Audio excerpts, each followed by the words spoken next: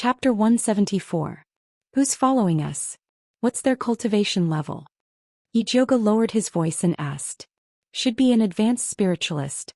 They're very cautious. Yu answered. If it wasn't for his natural sensitivity towards tracking, he probably wouldn't have noticed. Let's find a chance to take him down, Ijoga said as she looked around. They were currently on the busiest street in the herb store. Although the evil cultivator's killing caused business to drop, there were still more people than other streets. In particular, there was a free market in front of them that sold spiritual herbs picked by the city's residents. There were quite a lot of good stuff. Many low-rank alchemists were there with their followers. It was very lively with people coming and going. Ijoga had an idea, so she turned around and walked towards the market. After turning left and right, she walked into a small alley. During this process, Yu and Ijoga were already separated from each other by the crowd. Ijoga kept walking along the dirty alley. The further she went, the more secluded it became. At this time she could feel someone following her. The aura was very well hidden. If she didn't look carefully, she wouldn't have noticed. When she reached a dead end filled with junk, she turned around and asked, "Friend, why don't you come out and have a good talk?" The person didn't make a sound. The alley was dead silent. "Since you don't want to come out, don't blame me for being rude." Ijoga raised her finger and a purple lightning shot towards the pile of wood in the corner of the alley. A black figure sprang out from the pile of wood and ran out of the alley. Yi was already prepared. He came out from the shadow and raised his hand to shoot two gray spiritual lights to force the black figure back. The black figure landed in front of Ijoga and revealed his face. It was a young man with a very unique appearance. "It's you." Ijoga looked at the person's braided hair and black and red robe. He remembered that the person was a rank 2 alchemist. He was a prince from a remote country in the west. He seemed to be called Xianxia. "You recognize me?" Xianxia's light brown eyes sized up the disguised Ijoga. "There are only a few rank 2 alchemists in the city. It's not strange that I recognize you. But why are you following me?" Ijoga asked with a stern face. "Because you look like a friend of mine, Xianxia. Do you recognize her?" Xianxia's attitude was calm but his tone was full of probing. "I don't. Does she look like me? There's a chance we can get to know each other." Ijoga was expressionless. "There's no chance." Xianxia shook his head and said word by word, "She's dead. She was killed by an evil cultivator." Ijoga couldn't help but raise his eyebrows in surprise. Xianxia was really dead. However, a second-rank alchemist was killed by a heretical cultivator in Alchemy City. This matter shouldn't be kept a secret, so how did Xianxia find out? Xianxia seemed to have noticed the doubt in Ijoga's heart. He explained in a low voice, "Xianxia is my senior sister. We came to Alchemy City together to participate in the competition. Senior sister Guo was killed by an evil cultivator 3 days ago. Before she died, she used a secret method to pass the news to me. I've been looking for her body but I haven't found it yet." After Xianxia finished speaking, he sized up Ijoga with a scrutinizing gaze. "I didn't kill your senior sister," Ijoga calmly said. "There is a person among the evil cultivators who is very good at disguising. He disguised himself as Xianxia and severely injured one of my subordinates. I disguised myself as Xianxia to lure that evil cultivator out." Ijoga did not say much about Yu. This Xianxia's appearance was too much of a coincidence. It was still unclear whether he was a friend or foe. Xianxia seemed to believe Ijoga's words.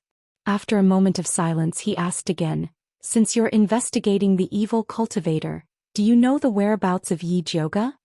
Do you also think that Ijoga is the leader of evil cultivators?" Ijoga asked. Xianxia was silent for a moment before saying, "If she's the head of the evil cultivators, she won't be able to escape Grandmaster Dongfeng's eyes." Xianxia was also very sensitive to the aura of evil cultivators. "That's right, Ijoga is only a scapegoat. The real evil cultivators are from the bloodthirsty sect. They are still running rampant in Alchemy City. If we don't catch them soon, more spirit cultivators will be harmed in the future. To be honest, you were too rash this time. If I was the evil cultivator disguised as Xianxia, you would already be dead." Ijoga disagreed with Xianxia. "I have my own way of identifying evil cultivators. In fact, I've already seen the evil cultivator who disguised himself as senior sister." Xianxia's words were shocking. If he was sure that Yi Jioge wasn't a heretical cultivator, he wouldn't have dared to follow him. Yi Jioge's eyes lit up and immediately asked, "Where is that evil cultivator?" "In a tavern on the Western Street. I often went there to drink during that period of time. He must have purposely waited there for me to take the bait." Yongsan recalled the situation at the time. The evil cultivator's disguise was too perfect. If he didn't already know that senior sister was dead, perhaps he really would have fallen for it. Since he hasn't succeeded yet, he probably won't give up on you. You're in danger right now. Do you want to cooperate with us? Yi Jioge acted like he was trying to kidnap Little Red Riding Hood. Are you sure you can deal with those evil cultivators? Yongsan didn't believe him. Although he really wanted to avenge his senior sister, he didn't want to throw his life away.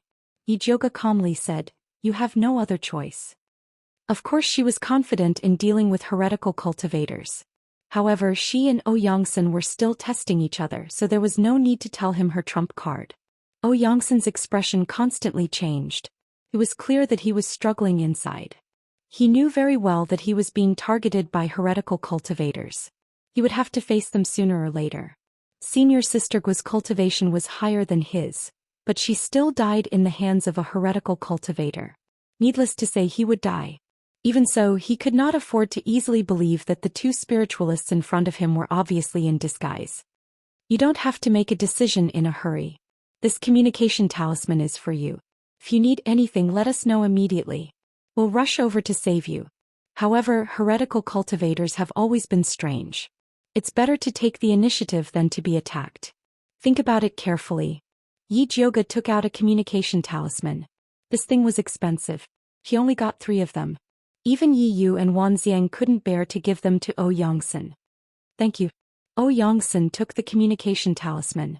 Needless to say, Yi Jioge's actions made him feel more at ease. He started to seriously consider the possibility of cooperation. "I still have something to do. Excuse me." Yi Jioge said goodbye and left with Yi Yu. Chapter 175. "Eldest miss, that guy is still watching us from behind." Yi Yu whispered. "There's no rush. He's definitely more anxious than us." Yi Jioge said indifferently. If she acted like she wanted Yongsan no matter what, she was afraid that he would still act arrogant. She had to act like she didn't care about anything.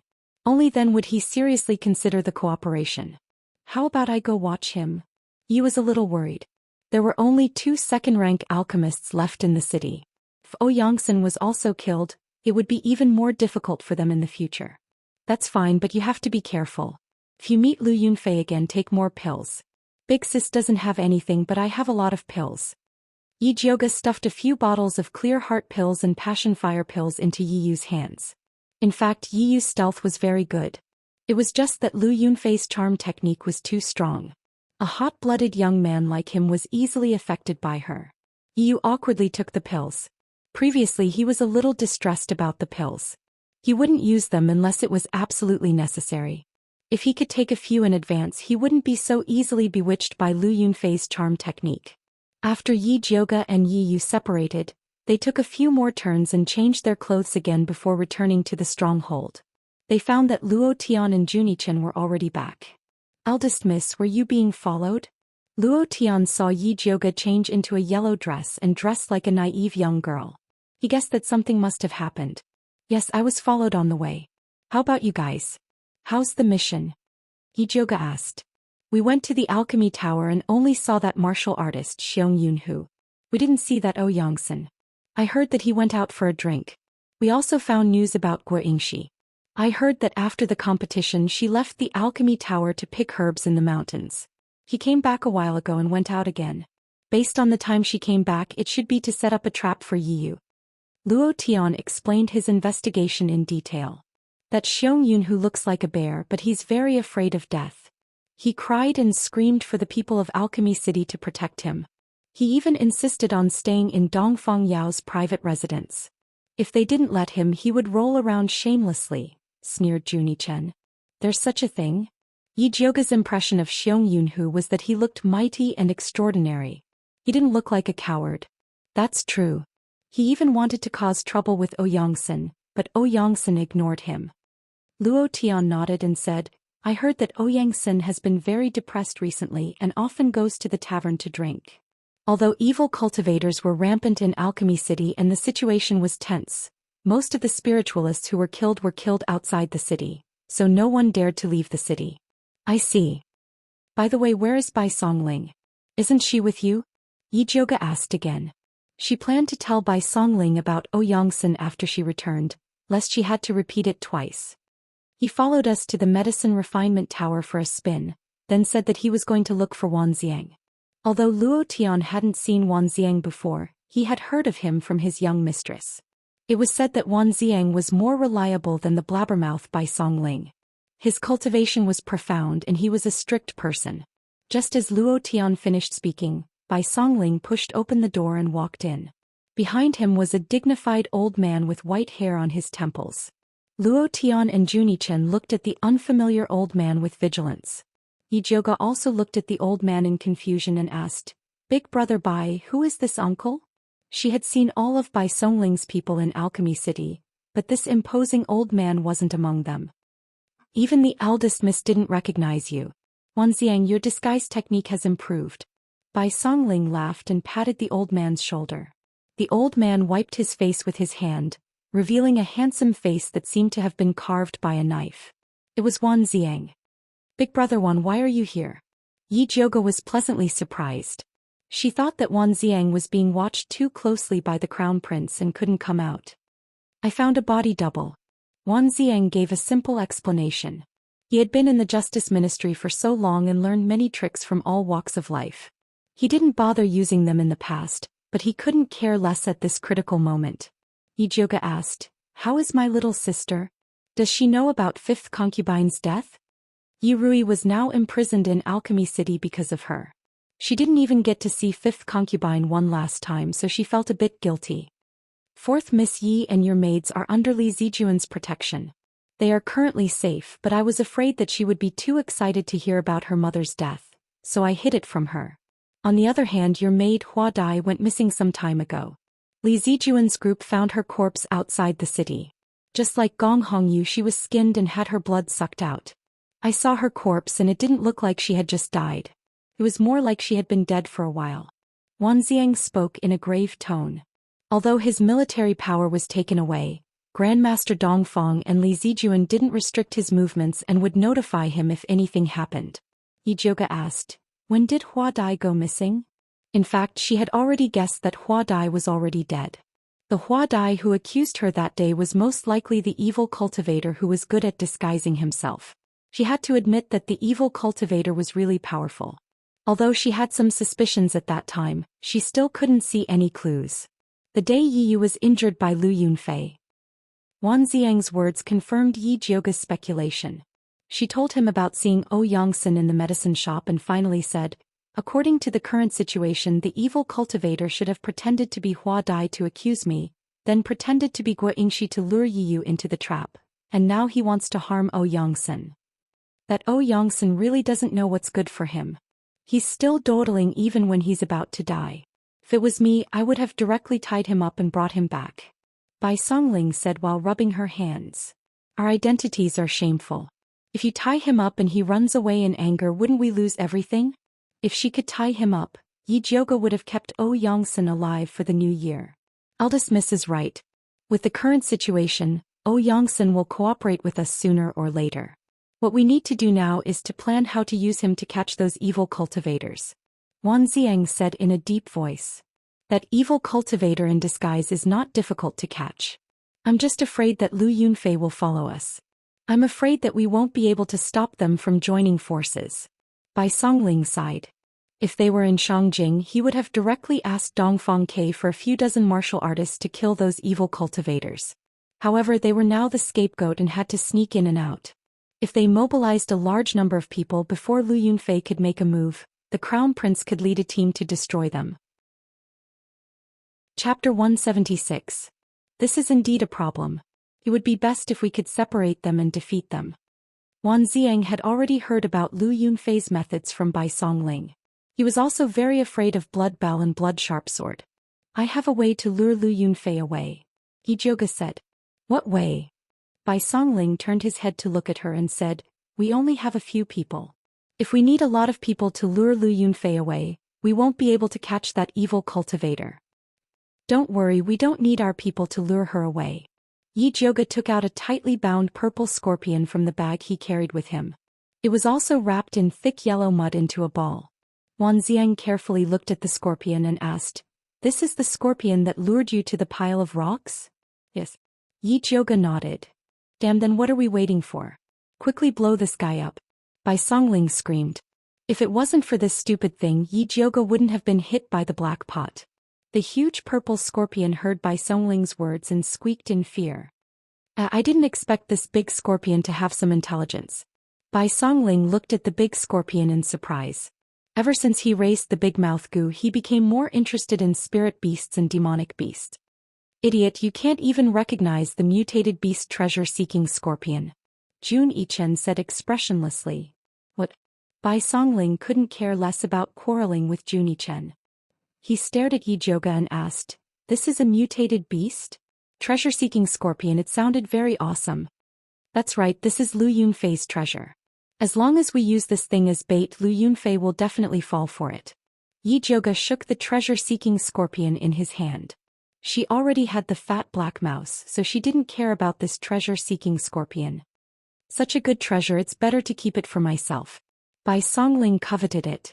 Wan Xiang glared at him and asked Yi Zhouge, "What do you plan to do?" "I believe that Li Zijuan will be very interested in this treasure-seeking scorpion."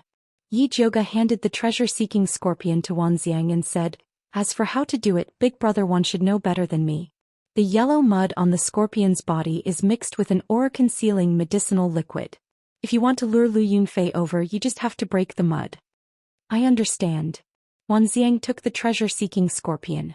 Although Dongfang Yao was the most powerful person in the city, the second most powerful person wasn't Dongfang Jiaming. It was Dongfang Yao's prime disciple, Li Zijuan. Li Zijuan was a very cautious person. With Alchemy City in such a chaotic state and Dongfang Yao standing aside, he didn't dare to act recklessly. Everything he did was for the sake of safety, so he focused all of his efforts on stabilizing the city. Although they wouldn't make any mistakes this way, it wouldn't be of much use in capturing evil cultivators. However, Li Zijuan hated heretic cultivators very much. If he knew that this treasure-seeking scorpion belonged to a heretic cultivator, he would definitely be willing to help Lu Yunfei. After all, a mutated beast like the treasure-seeking scorpion was also a treasure to a spirit alchemist. Whether it was used to find special spirit herbs or to kill it for alchemy, it would be great. Yi Zhouge stood up and said, "All right, I'll leave the matter of capturing the disguised heretic cultivator to you guys. I'll go and refine some pills." Wan Xiang, Bai Songling, Luo Tian and Jun Yichen weren't mediocre people. With Yongsan's trap and the treasure that lured Lu Yunfei away, it was more than enough to plan an encirclement. There was no need for her to participate. It was more practical for her to refine more tranquil heart pills and spirit beast pills. "Go." Bai Songling and Jun Yichen spoke in unison. They glanced at each other and snorted at the same time before looking away. They both wanted to use spirit beast pills to raise goo, but Yi Zhouge couldn't refine a lot this time. If they wanted to get more spirit beast pills from Yi Zhouge, they had to perform well. The two immediately ignited their battle spirits and swore to take down the disguised heretic cultivator. Yi Zhouge went into seclusion for 2 days and 2 nights and refined a total of 38 bottles of tranquil heart pills and 16 bottles of tranquil heart pills.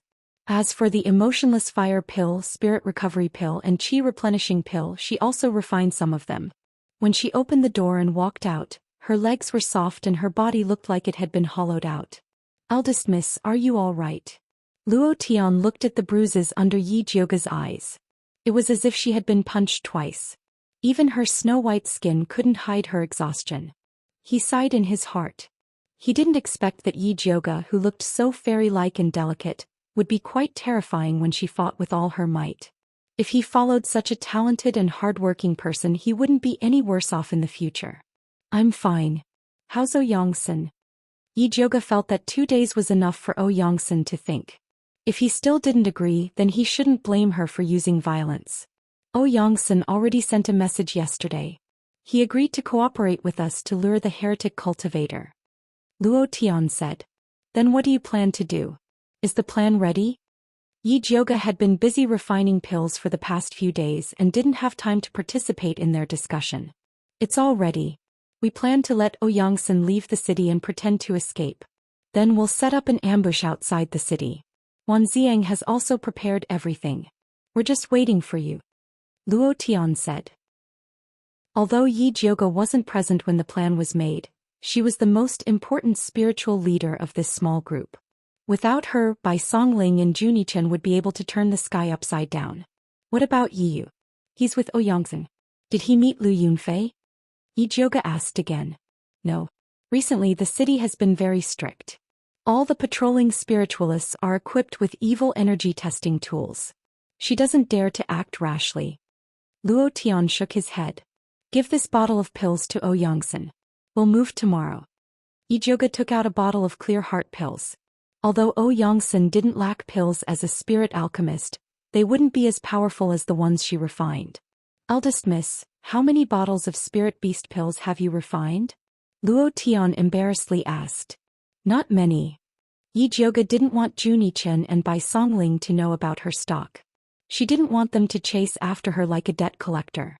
Oh. Luo Tian couldn't hide the disappointment on her face. His Lil Red was about to advance. If it could eat some spirit beast pills it would be less painful. I'll give 1 bottle to each of you. Yi Jioga took out 4 bottles and gave them to Luo Tian. Help me distribute them to them. Don't forget to record it down. 1 bottle costs 100 silver coins. Yi Jioga wasn't a nouveau riche. During this time she had spent a lot of money on alchemy. She couldn't act like she used to. 100 silver coins per bottle was already the cost price. After all, she used the best ingredients. If she sold them to others she would definitely double the price. Chapter 177. I'll definitely deliver the pills to them. Young miss, you've worked hard. Have a good rest. Luo Tian said excitedly. I'm going to sleep. Don't disturb me unless the sky falls down. Yi Jioga's legs were weak and her body was weak. She floated back to her room and fell asleep as soon as her head touched the bed.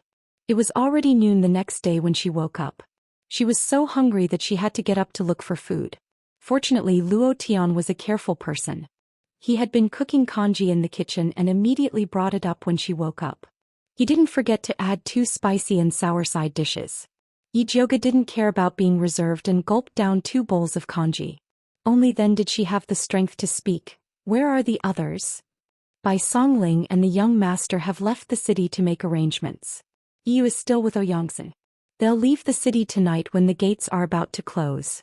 Luo Tian put away the bowls and chopsticks. Bai Songling originally wanted to stay with Yi Jioga, but after Jun Yichen's provocation she left with him. The two had already agreed to compete to see who would fall into the trap first. Then let's go now. Yi Jioga stood up. Setting up a trap was an important task. She couldn't leave it to Jun Yichen and Bai Songling, these 2 unreliable enemies. After Yi Jioga and Luo Tian left the city, Luo Tian released Lil Red. The once big-bellied Lil Red had changed into a new appearance. His 2 small eyes were full of vigor. They were no longer long but round and fat. He looked very rich like a chafer. The 2 cicada wings on its back had become very strong. Dragging 2 more scorpions wouldn't be a problem anymore. Go find the young master. Luo Tian ordered Lil Red. It immediately flapped its wings and flew forward. Yi Jioga and Luo Tian quickly followed behind Little Red. The 2 ran for almost 4 hours before arriving in front of a hidden cave. The cave was overgrown with weeds and a short crooked tree. It was hard to notice if one didn't look carefully. Yi Jioga and Luo Tian didn't go in immediately. Instead they let Lil Red check the situation so that it wouldn't ruin Bai Songling and Jun Yichen's arrangements. Not long after Lil Red flew in, the big mouth flew out together with it. After eating the bottle of spirit beast pills given by Bai Songling, the parasite insect, which originally only had a big mouth, also underwent some changes. The most obvious change was that its mouth had become smaller. It had a delicate head, a pure white body and a pair of faintly glowing wings. It looked quite elegant, but no one knew what special use it would have. The 2 goo worms circled around in front of Luo Tian and landed on his shoulders. Eldest miss, you can go in now, Luo Tian said to Yi Jioga. Yi Jioga followed Luo Tian into the cave. The entrance was a long and narrow path. After turning a corner, it was a completely different world. The cavern was very spacious and there were a few openings on the walls. He had no idea where they led to. After Big Mouth flew to one of the caves, Bai Songling popped her head out and greeted Yi Jioga. "Miss, you're here." Chen also emerged from another hole and looked at Yi Jioga with a reserved expression. "How's your setup?" Yi Jioga looked left and right but didn't see any clues. "Almost done. I guarantee that the bloodthirsty sect's evil cultivators won't be able to return," Bai Songling said proudly. "With me around, I guarantee that the bloodthirsty sect's evil cultivators won't be able to survive," Chen rushed to say. "So confident?" Yi Jioga opened his spiritual eye and searched around carefully. He immediately felt a little numb. He saw that the bottom of the ordinary gray wall was actually filled with black dots. Needless to say, it must be Chen's masterpiece. After this guy recovered his strength, not only could he control goo, he could also summon poisonous insects and snakes. Other than these densely packed poisonous insects and snakes, Bai Songling also set up many traps. If the evil cultivators really chased them here, they would definitely see ghosts immediately. "Eldest miss, it's clean here. Come up and guard with me." Bai Songling waved to Yi Jioga. "No need, I'll wait outside to ambush." As a reserved lady, Yi Jioga really didn't want these long creatures to stay in the same space. "All right then." Bai Songling was a little disappointed that no one appreciated her magnificent feat. Chen didn't have any objections. After all, with Luo Tian accompanying her outside, it was no different from him accompanying her alone. Yi Jioga and Luo Tian left the cave. After restoring the weeds and trees in front of them, they each found a place to squat down. Night fell quickly. The gloomy night sky and the mountain wind whistled, bringing with it a damp and cold atmosphere. Yi Jioga squatted down on a big banyan tree branch and looked into the distance. Yi Yu followed Bai Songling to scout this cave, so there shouldn't be any mistakes. However, as long as they didn't come, her heart couldn't be at ease. Not long after, a group of figures appeared at the pitch-black foot of the mountain. They were running up the mountain quickly. Yi Jioga immediately became alert. She knew that the show was coming. This time, Xianxia had made a detailed plan to sneak away. He secretly used his refined high-grade pills and a large sum of money to hire 4 intermediate spiritualists to escort him away. These spiritualists were outsiders and had stayed in Alchemy City for a long time. Under the temptation of Xianxia's money, they agreed without hesitation. Yi Yu changed his appearance and disguised himself as a wind spiritualist called Feng Qingyang. He was also among the group that escorted Xianxia. Seeing that they were not far from the cave, he pretended to be tired and asked, "Alchemist Xianxia, it's getting late. Why don't we find a place to rest?" A spiritualist called Xiachen Feng said in a deep voice, "We're still very close to Alchemy City. Maybe we're still in the hunting range of evil cultivators. For safety's sake, let's hurry for a while." The other 2 spiritualists agreed with Xiachen Feng's opinion. Although they were very tired, they didn't dare to rest when they thought about evil cultivators. Evil cultivators are scary, but the forest at night is also very dangerous. We've been running for a few hours and are very tired. If we encounter a powerful beast, I'm afraid we won't be able to handle it," Yi said reasonably. After hearing his words, the spiritualists were a little shaken and looked at their employer, Xianxia. Xianxia pretended to hesitate for a moment before he said to Yi Yu, "Feng Qingyang, you're a wind spiritualist, so you're the fastest. Why don't you scout ahead and see if there's a suitable place to rest?" "Yes." Yi Yu nodded and ran up the mountain like the wind. Once he was out of the sight of Xianxia and the other spiritualists, he quickly ran to the vicinity of the cave. "You over here." Yi Jioga waved at Yi Yu from under the banyan tree. Yi Yu took a few steps and arrived next to Yi Jioga. "Are Bai Songling and the others ready? I'll bring Xianxia over in a moment." "Are they ready? Did the disguised evil cultivator follow us?" Yi Jioga asked. "I'm not sure, but Xianxia hired 3 spiritualists to escort him. I suspect that one of them is a disguised evil cultivator," Yi Yu said in a deep voice. Chapter 178. Who are the spiritualists that Xianxia invited? Do you have a target in mind? Yi Jioga asked. If they could confirm the identity of the disguised evil cultivator, they would have more confidence in taking action. Xianxia invited 3 spiritualists. One is called Hu Lin, an intermediate water spiritualist. He talks a lot and is a fence-sitter. One is called Xianxia, an intermediate with spiritualist. He looks simple and honest and doesn't talk much. The last one is called Xianxia, an advanced earth spiritualist. He always wanted to change routes. I think he sensed something. I suspect that Xianxia is the culprit, but I don't have any solid evidence yet. Yu had been following Xian for a while and had investigated these spiritualists. Although there was no problem with the identity of these spiritualists, his intuition told him that the disguised evil cultivator was among them. "We'll know after we capture them," Zhou said. As long as she had time to observe carefully, she was confident that she could find the culprit. "Okay, I'll lure them over now." Yu jumped down the tree and quickly returned to Xian's side. "How is it? Did you find the place?" Xian pretended to be tired. In fact, he was very tired. Spirit alchemists were very respected in Kanglan continent. Both the righteous and evil paths would treat them with respect. He was usually obsessed with alchemy and rarely went out. During this period of time he was scared. After rushing for such a long time he was exhausted. "I found a hidden cave ahead. It's very suitable for lodging," Yu said calmly. Xian didn't wait for the other spiritualist to speak and directly said, "Then let's go take a look." Yu brought Xian and the others to the cave. Just as they were about to enter, Xianxia stopped and doubtfully said, "Brother Feng, have you checked this cave?"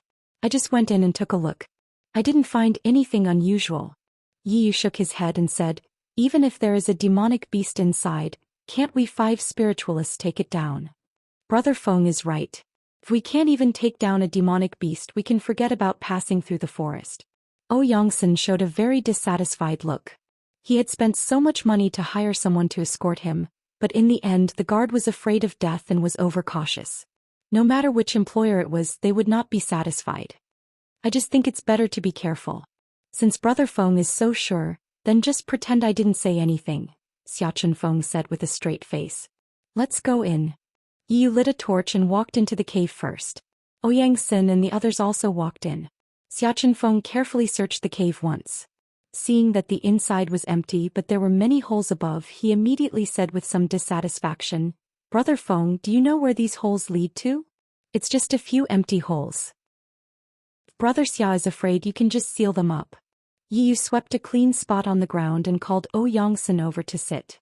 Xian sat down next to Yu, then raised his head and said to Xianxia, "Xianxia, aren't you an earth-type spiritualist? Sealing a few holes shouldn't be a difficult task for you, right?" Hu Lin and Xianxia also sat down, looking like they didn't want to leave. Xianxia had no choice but to use his earth-type spirit energy to build 3 yellow walls to seal the holes.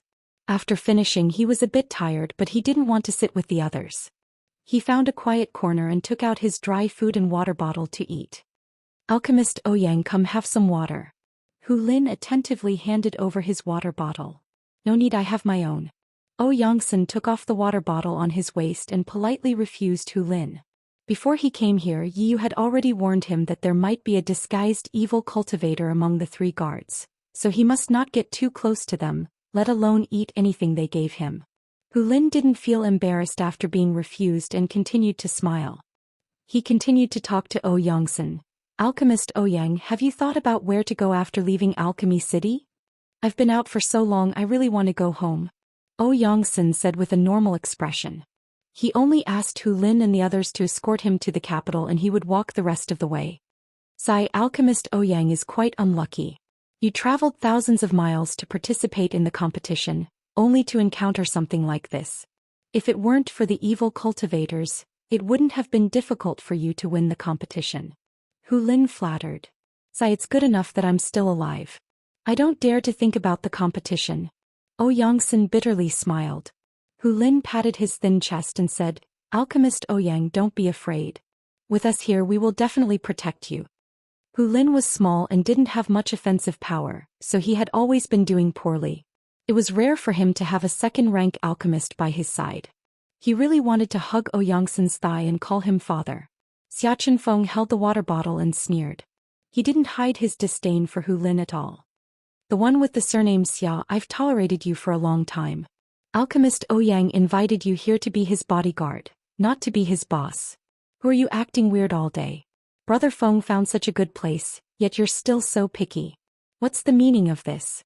Hu Lin shouted at Xiachen Feng in dissatisfaction. Surnamed Feng doesn't even say anything. What are you pretending to be?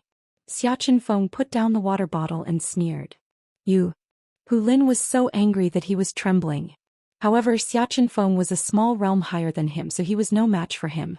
Hu Lin looked at Yi Yu wanting to find help. However, he saw that Yi Yu was resting with his eyes closed as if he didn't want to cause trouble. Coward! Hu Lin scolded in his heart and went to win over Xianxia. Brother Jiang, don't always look like a taciturn gourd. Otherwise you won't even know when people come knocking. Hearing this, Xianxia just laughed and continued to collect firewood. Soon he set up a bonfire rack. It was humid deep in the mountains at night and it got colder as the night went on.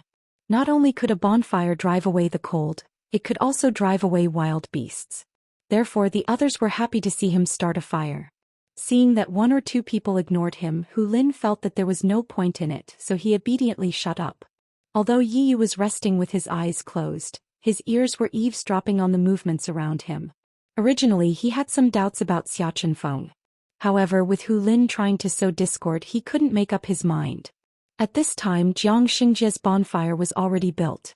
He took out a flint from his bag and knocked out a string of sparks, successfully igniting the bonfire. The moment the warm bonfire was lit, a strange pungent smell and smoke filled the air. Yi Yu suddenly opened his eyes, but found that his body was weak and he couldn't move. Chapter 179. Yi Yu's body was numb and his head was dizzy. He felt a sharp pain in his arm. Black Tyrant, who was hiding under his sleeve, bit through his skin and began to take the poison. The others weren't so lucky. Hu Lin's eyes rolled back and he fell to the ground. Xiachen Feng was furious, but he also couldn't resist. Yongsan was a bit better and still had the strength to point at Xianxia, who was squatting by the fire, and scolded, "Who are you? Why are you plotting against us?" "Ah, who do you think I am?" Xianxia's honest face twisted under the light of the fire. "You are a heretic and I have no grudge against you. Why are you following me?" Yongsan shouted in horror. "You can only blame yourself for coming to Alchemy City. In your next life, reincarnate as an ordinary person." Xianxia grinned. A green wooden saber appeared in his hand and slashed at Yongsan. Yi Yu's spirit force recovered. He pulled Yongsan to the side and dodged Xianxia's attack. Xianxia's saber missed and looked at Yi Yu in surprise. "Brat, you can still move after being hit by my muscle-weakening powder. Do you have some treasure on you?" With that said, the blue spirit force around his body surged. His cultivation actually went from mid-rank to high rank. Then, the wooden saber in his hand turned into a spear and stabbed at Yi Yu with a sharp light. Although Black Tyrant had cured most of the poison in Yi Yu's body, he still couldn't move freely. Not to mention he was carrying Yongsan. Seeing that Xianxia's saber was about to cut his head, he quickly shouted, "What are you waiting for?" Just as Yi Yu finished speaking, countless black wasps suddenly burst out from the wall and buzzed toward Xianxia. Xianxia's expression changed. The green light on his body immediately turned into a vine armor to block the wasp's attack. He swung his saber and attacked even more fiercely. More than half of the wasps were immediately cut down. At this time, Bai Songling's proud voice came from behind the wall. "Little mute, I told you that your little bugs are useless. Watch me." Just as he finished speaking, countless gray-green vines emerged from the ground under Xianxia's feet and tightly wrapped around his calf. Junichen didn't dare to show any weakness. He controlled the venomous snake to spray venom on Xianxia's body. Very quickly, a large hole was formed in his rattan armor. Yu had also caught his breath. He sneaked into Xianxia's shadow and wanted to use his puppet killer to take him down. Xianxia was greatly alarmed by the repeated attacks. He knew that he had fallen into a trap and immediately lost the will to fight. He formed a seal with both hands, and the rattan armor on his body immediately burst out with a putrid black gas that filled the entire cave. The venomous snakes and bees all fell to the ground in the black gas. Bai Songling immediately held her breath and stepped back. At the same time she took out the antidote pill. Yi did not take out the medicine. Instead he rushed forward to save the unconscious Yongsan and Hu Lin. Seeing this, Bai Songling cursed inwardly and turned to save Xia Chenfeng, who was closest to him. If they were poisoned, they would have the help of the poisonous earth dragon Gu. If these 3 people were poisoned, they would die immediately. At this time, Bai Songling's big mouth Gu flapped its wings and flew out. Her small mouth suddenly widened several times, and in one breath she inhaled the poisonous smoke into her stomach. Seeing this, Xianxia was even more alarmed. He sped up and flew towards the cave entrance. He passed through the narrow passage and was about to escape. Suddenly, a purple lightning snake lashed out from the cave entrance. The lightning snake's aura was wild and fierce. It was the power of a high-grade spirit weapon. Xianxia had nowhere to hide in the narrow passage. He could only gather all the spirit energy and evil energy in his arm to take this attack. Boom! The purple lightning snake landed on Xianxia's arm, and several green and black evil energies splattered out. Xianxia felt like he was hit by a running bull demon. His arm was in so much pain that it felt like it was about to break. His internal organs were also seriously injured. He opened his mouth and vomited blood. His body could not help but fly back into the cave. Yi Yu and Bai Songling had already saved Yangsen and the other 2 and placed them in the empty passage. They immediately freed up their hands to deal with Xianxia. Under the attacks of the few people, Xianxia was finally beaten to the ground. Stinking brat, I want to see just how amazing your disguise is. Bai Songling roughly reached out to pull Xianxia's face in an attempt to find any traces of his disguise. Unfortunately, even after pulling Xianxia's face until it turned red, he could not find any flaws. 3 heroes, please let me go. I shouldn't have been possessed and tried to steal Pill Master Ouyang's pills and silver. Xianxia cried and begged for mercy. Is that so? I thought you wanted to skin him, pull out his bones and dig out his spirit root to show respect to your ancestor? Yijoga sneered and walked in front of Xianxia. I don't know what you're talking about. I just wanted to knock you out and steal some things. Xianxia returned to his previous honest appearance. Alright, stop pretending. We all know that you were sent by the bloodthirsty sect and that you're the best at disguising yourself. How many people did you bring? Who were your accomplices? And why did the bloodthirsty sect's ancestor send you all to Alchemy City? If you tell us the truth, I'll give you a quick death. Bai Songling viciously said. I really don't know any bloodthirsty sect's ancestor. I'm just an ordinary wood spiritualist. I don't know any heretical cultivators. Xianxia cried like a coward. If it wasn't for the evil energy he released to save his life, they would have truly thought that they caught the wrong person. Stinking brat, you're still so stubborn even in the face of death. If you say you're not a heretical cultivator, then what was that black energy you released just now? Was it your dog fart? Bai Songling cursed. Brother Bai, there's no need to waste your breath on him. Cripple his arms and legs first, then slowly interrogate him. Luo Tian looked at Xianxia as if he was looking at a dead man. Their blood cloak tribe was exterminated by the bloodthirsty sect's ancestor, so he hated the bloodthirsty sect to the bone. Without another word, he lifted his foot and broke Xianxia's arms and legs. Xianxia lay on the ground with his arms and legs twisted unnaturally. Even though he was sweating from the pain, he would never admit that he was a heretical cultivator. Yi frowned deeply. He originally thought that he would be able to clear Yi Jioga's name after catching him, but he didn't expect to run into such a stubborn person. Why don't we hand him over to Li Zijuan? They have an artifact that can detect evil energy, so they might have a way to deal with him. Bai Songling had no other choice. It's useless.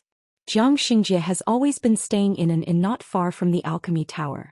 The training soldiers have also checked there several times, but they didn't find out that he's a heretical cultivator.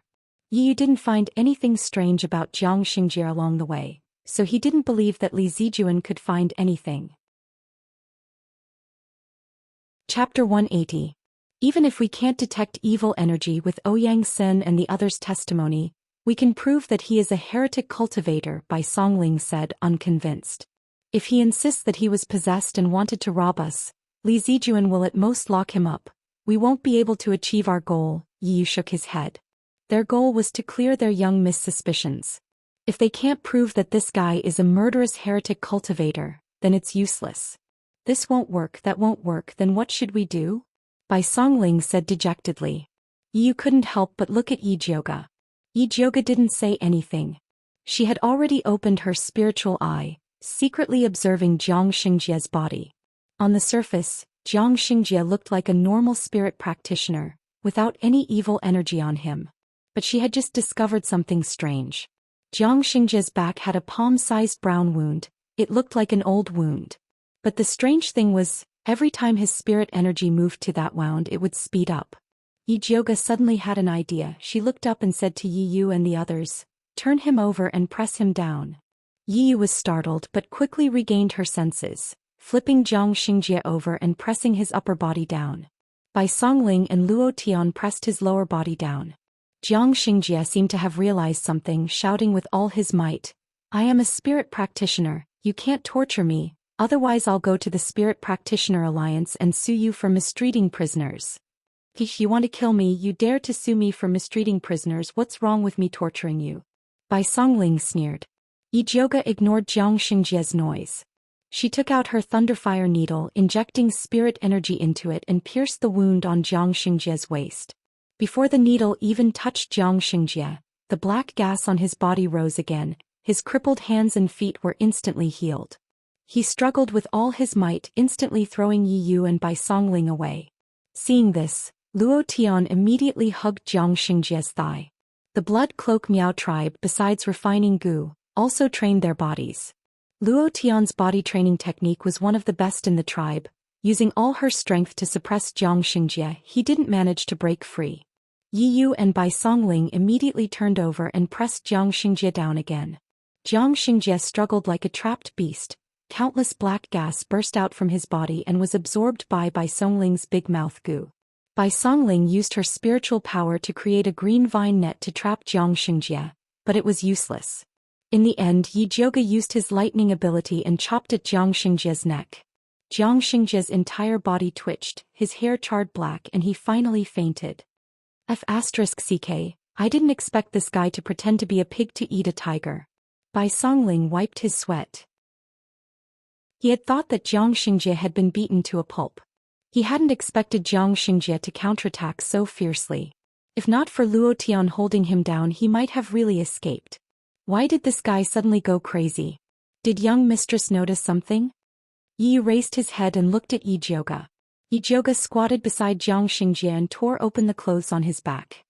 He pointed at the old scar that was the size of a palm and said, "There's something inside. If I'm not wrong, there should be a high-grade magic artifact that can restrain evil energy inside." "There's something inside." Bai Songling pressed hard on the scar on Zhang Xingjie's back and found that there was indeed something inside. It was about the size of a fist and was hard.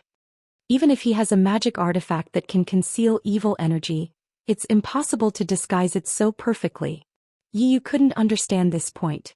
Although he was also an expert in disguise, even if he wore a human skin mask, there would still be traces. But Zhang Xingjie didn't have any traces at all. I remember that water and wood dual attribute spiritualists can practice a technique called flesh regrowth technique. He should have used the flesh regrowth technique to fuse his skin with the victim's human skin mask. Look, other than the scar on his back, the color of his skin is very well proportioned. This is not normal. Yi Jioga heroically tore Zhang Xingjie's clothes apart. Yi Yu, Bai Songling and the others were speechless. But Luo Tian didn't care. Their Miao tribe girls were much more valiant than Yi Jioga. Taking off a man's clothes was really nothing. He carefully observed Zhang Xingjie's exposed naked skin and found that it was well proportioned as if it had been dyed. Although spiritualists weren't afraid of heat or cold, the exposed skin outside the clothes was always a little different from other parts of the body. Especially the huge difference between men's skin, it was really strange. I've heard of the flesh regrowth technique before, but this technique can only regenerate the skin. It's usually used by women to maintain their skin. I didn't expect this guy to be able to combine it with the disguise technique. Bai Songling admired Zhang Xingjie's creativity. No matter what, we finally caught this evil cultivator in disguise.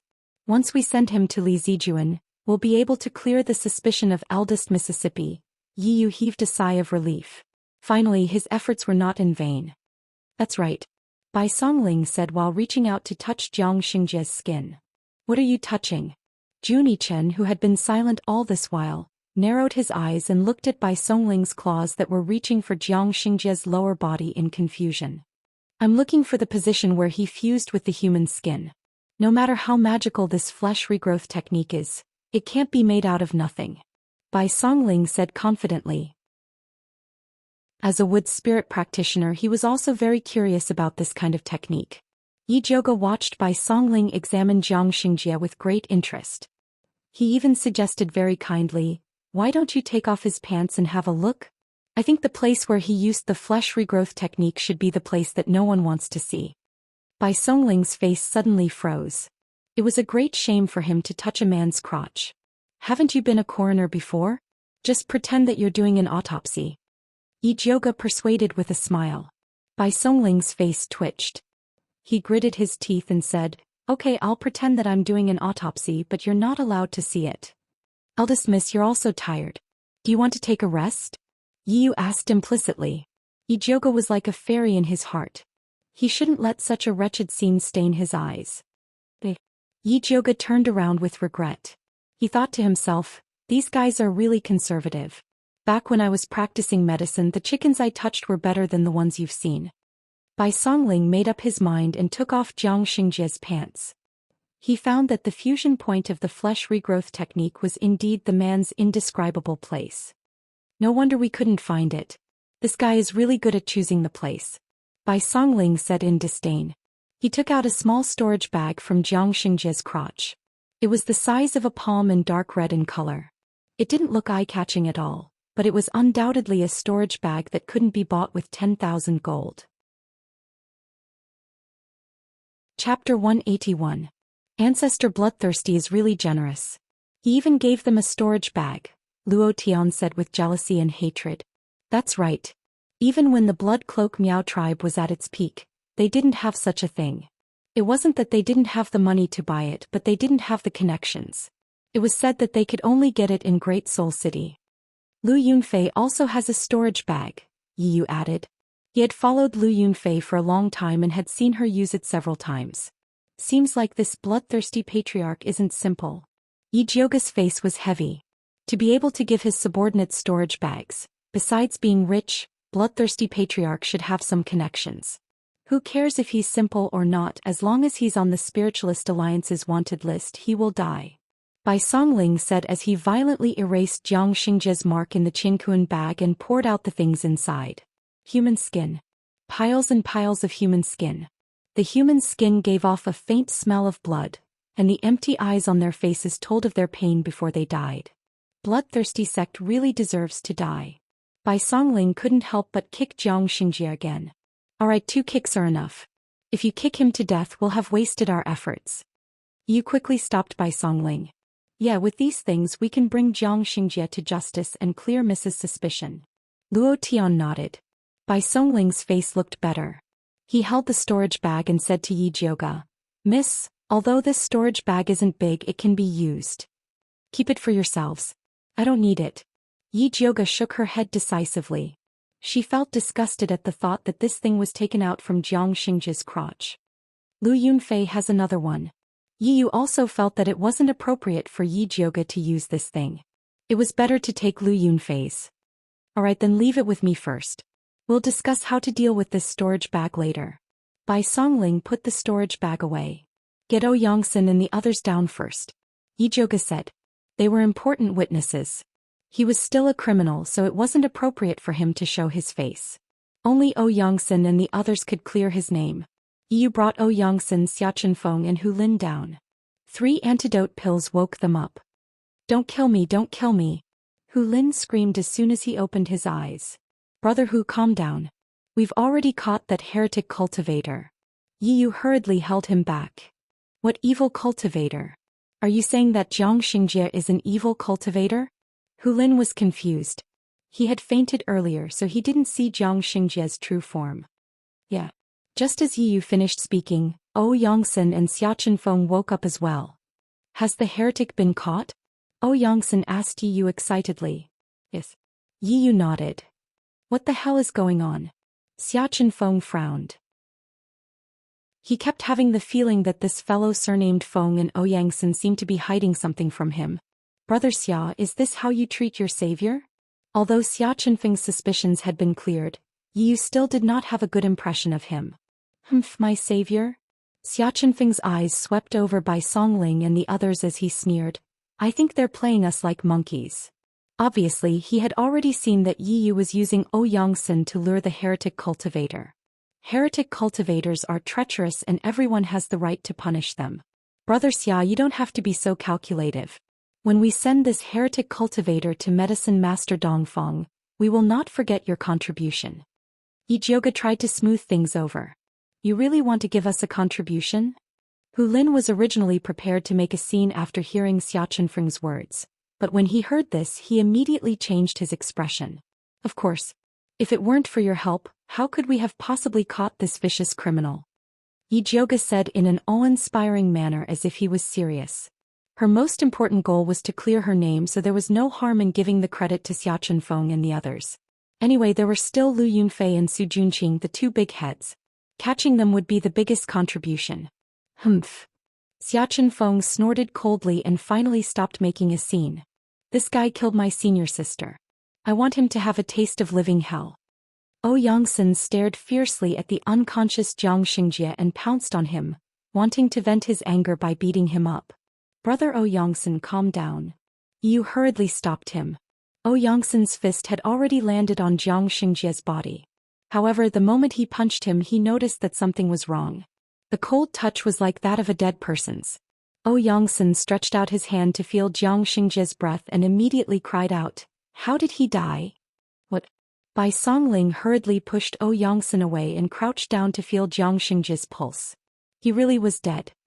It wasn't me. I only punched him once. I didn't use any strength at all. Yongsan hurriedly shook his head. He committed suicide. Yi Jioge glanced at him and saw that Xianxia had died by severing his own meridians. What a miscalculation, thinking that everything would be fine after he fainted. He didn't think that he could commit suicide. This was troublesome. Even if he's dead, he's still an evil cultivator. Dragging him to Alchemy City will still be useful.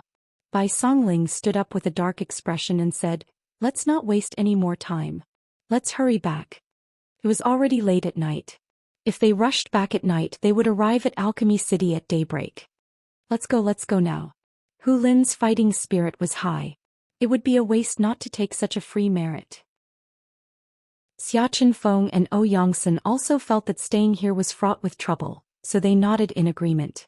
Yi Jioge's group then carried Xianxia's body towards Alchemy City. Along the way, Junichen used his poisonous snakes and bees to open a path. No demonic beasts came to disturb them, so the group smoothly arrived at Alchemy City. At this time the sky was already bright. Alchemy City had already opened its gates to check the people entering and leaving. The guards saw Yi Jioge's group covered in dust and carrying a black bag, so they immediately became vigilant. "Stop, what's inside?" One of the guards raised his spear and pointed it at Bai Songling, who was standing at the front. "This is the corpse of an evil cultivator," Bai Songling proudly said. "What?" The guards thought they heard wrong. "We are the guards of a second-rank alchemist, Yongsan. Alchemist Yongsan was attacked by an evil cultivator outside the city. We did our best to resist and finally killed the evil cultivator." Bai Songling's voice wasn't loud, but it caused an uproar among the guards. The captain of the guards came out and carefully looked at Bai Songling and Yongsan's group. He cautiously said, "Alchemist Yongsan, this matter regarding evil cultivators is not something ordinary. I can't make this decision alone. Please wait for a moment, I'll go ask my superior." With that, the captain had the other guards protect Yongsan's group while he hurriedly ran towards the alchemy tower. "Xiao Bai, you're making such a big deal, what if something goes wrong?" Yi whispered in disapproval. "You know how famous the young miss is right now. If we don't make a big deal out of it, how can we clear her name?" Bai Songling was very thoughtful. Chapter 182. All right. Yi Yu immediately stopped talking when he heard that it was for the sake of his mistress. Not long after the captain of the gatekeepers left, he quickly came over with a group of people. The leader was wearing a purple gold crown and a purple robe with a 5-clawed golden dragon embroidered on it. He was arrogant. Who else could it be other than Dongfeng Jiaming? Why is this guy here? Bai Songling thought to himself. He had discussed it with Wan Xiang when he left the city last night. If they caught the disguised evil cultivator, They would put on a show at the city gate and Wan Ziang would come to their rescue. He didn't expect the crown prince to come instead of Wan Ziang. What was even more unexpected was that Su Junqing also came. Although they were all disguised, it would be troublesome if Su Junqing saw through them. Bai Songling couldn't help but shrink behind Ouyangsen when he thought of this. Did you catch the evil cultivator? The crown prince looked at Ouyangsen and the others. Before Ouyangsen could speak, Hu Lin had already stepped forward and said loudly, "Yes, it was us." When he was at the city gate just now, he wanted to take the black cloth bag containing Jiang Xingjia's body to show his heroic nature. Unfortunately, no one agreed. Ouyangsen and Xia Chenfeng weren't on his side, so he could only give up. This time he finally found a chance to be in the limelight. "Who are you?" The crown prince glanced at the short Hu Lin, who didn't even reach his chest. He didn't believe that this weak guy could catch the evil cultivator. "I'm Alchemist Ouyang's guard, Hu Lin." Hu Lin said loudly. "Alchemist Ouyang, didn't I tell you to wait for news in the medicine refinement building and not to go out at will? Why did you sneak out of the city?" The crown prince asked unkindly. "I'm not a criminal. I can leave the city whenever I want. It has nothing to do with your highness." Ouyangsen replied with an unkind expression. He was also a highly respected prince in his own country, so he didn't put the crown prince in his eyes. The crown prince was about to fly into a rage, but he was stopped by Su Junqing. Su Junqing's eyes glanced at the black cloth bag that Bai Songling and the others were carrying. His expression was calm, but his heart was in turmoil. Last night, old Jiang told him to kill Ouyangsen and the others outside and asked Lu Yunfei to cooperate. Unexpectedly, not long after old Jiang left, Lu Yunfei suddenly seemed to be possessed and wanted to go to a place to deal with private matters. At that time he already felt that something was wrong. He didn't expect that something would really happen. Old Jiang was dead and Lu Yunfei had yet to return. Things were not looking good. He had to think of a way to get rid of this group of people. Yi Jioga stood at the end of the line, secretly sizing up Su Junqing's expression. Seeing the bewilderment and even madness in his eyes, Yi Jioga was a little worried that this guy would do something. Sure enough, Su Junqing suddenly asked Ouyangsen, "Is the evil cultivator you killed Yi Jioga?" Yi Jioga was crowned with a dead name. He really wanted to go up and slap Su Junqing twice.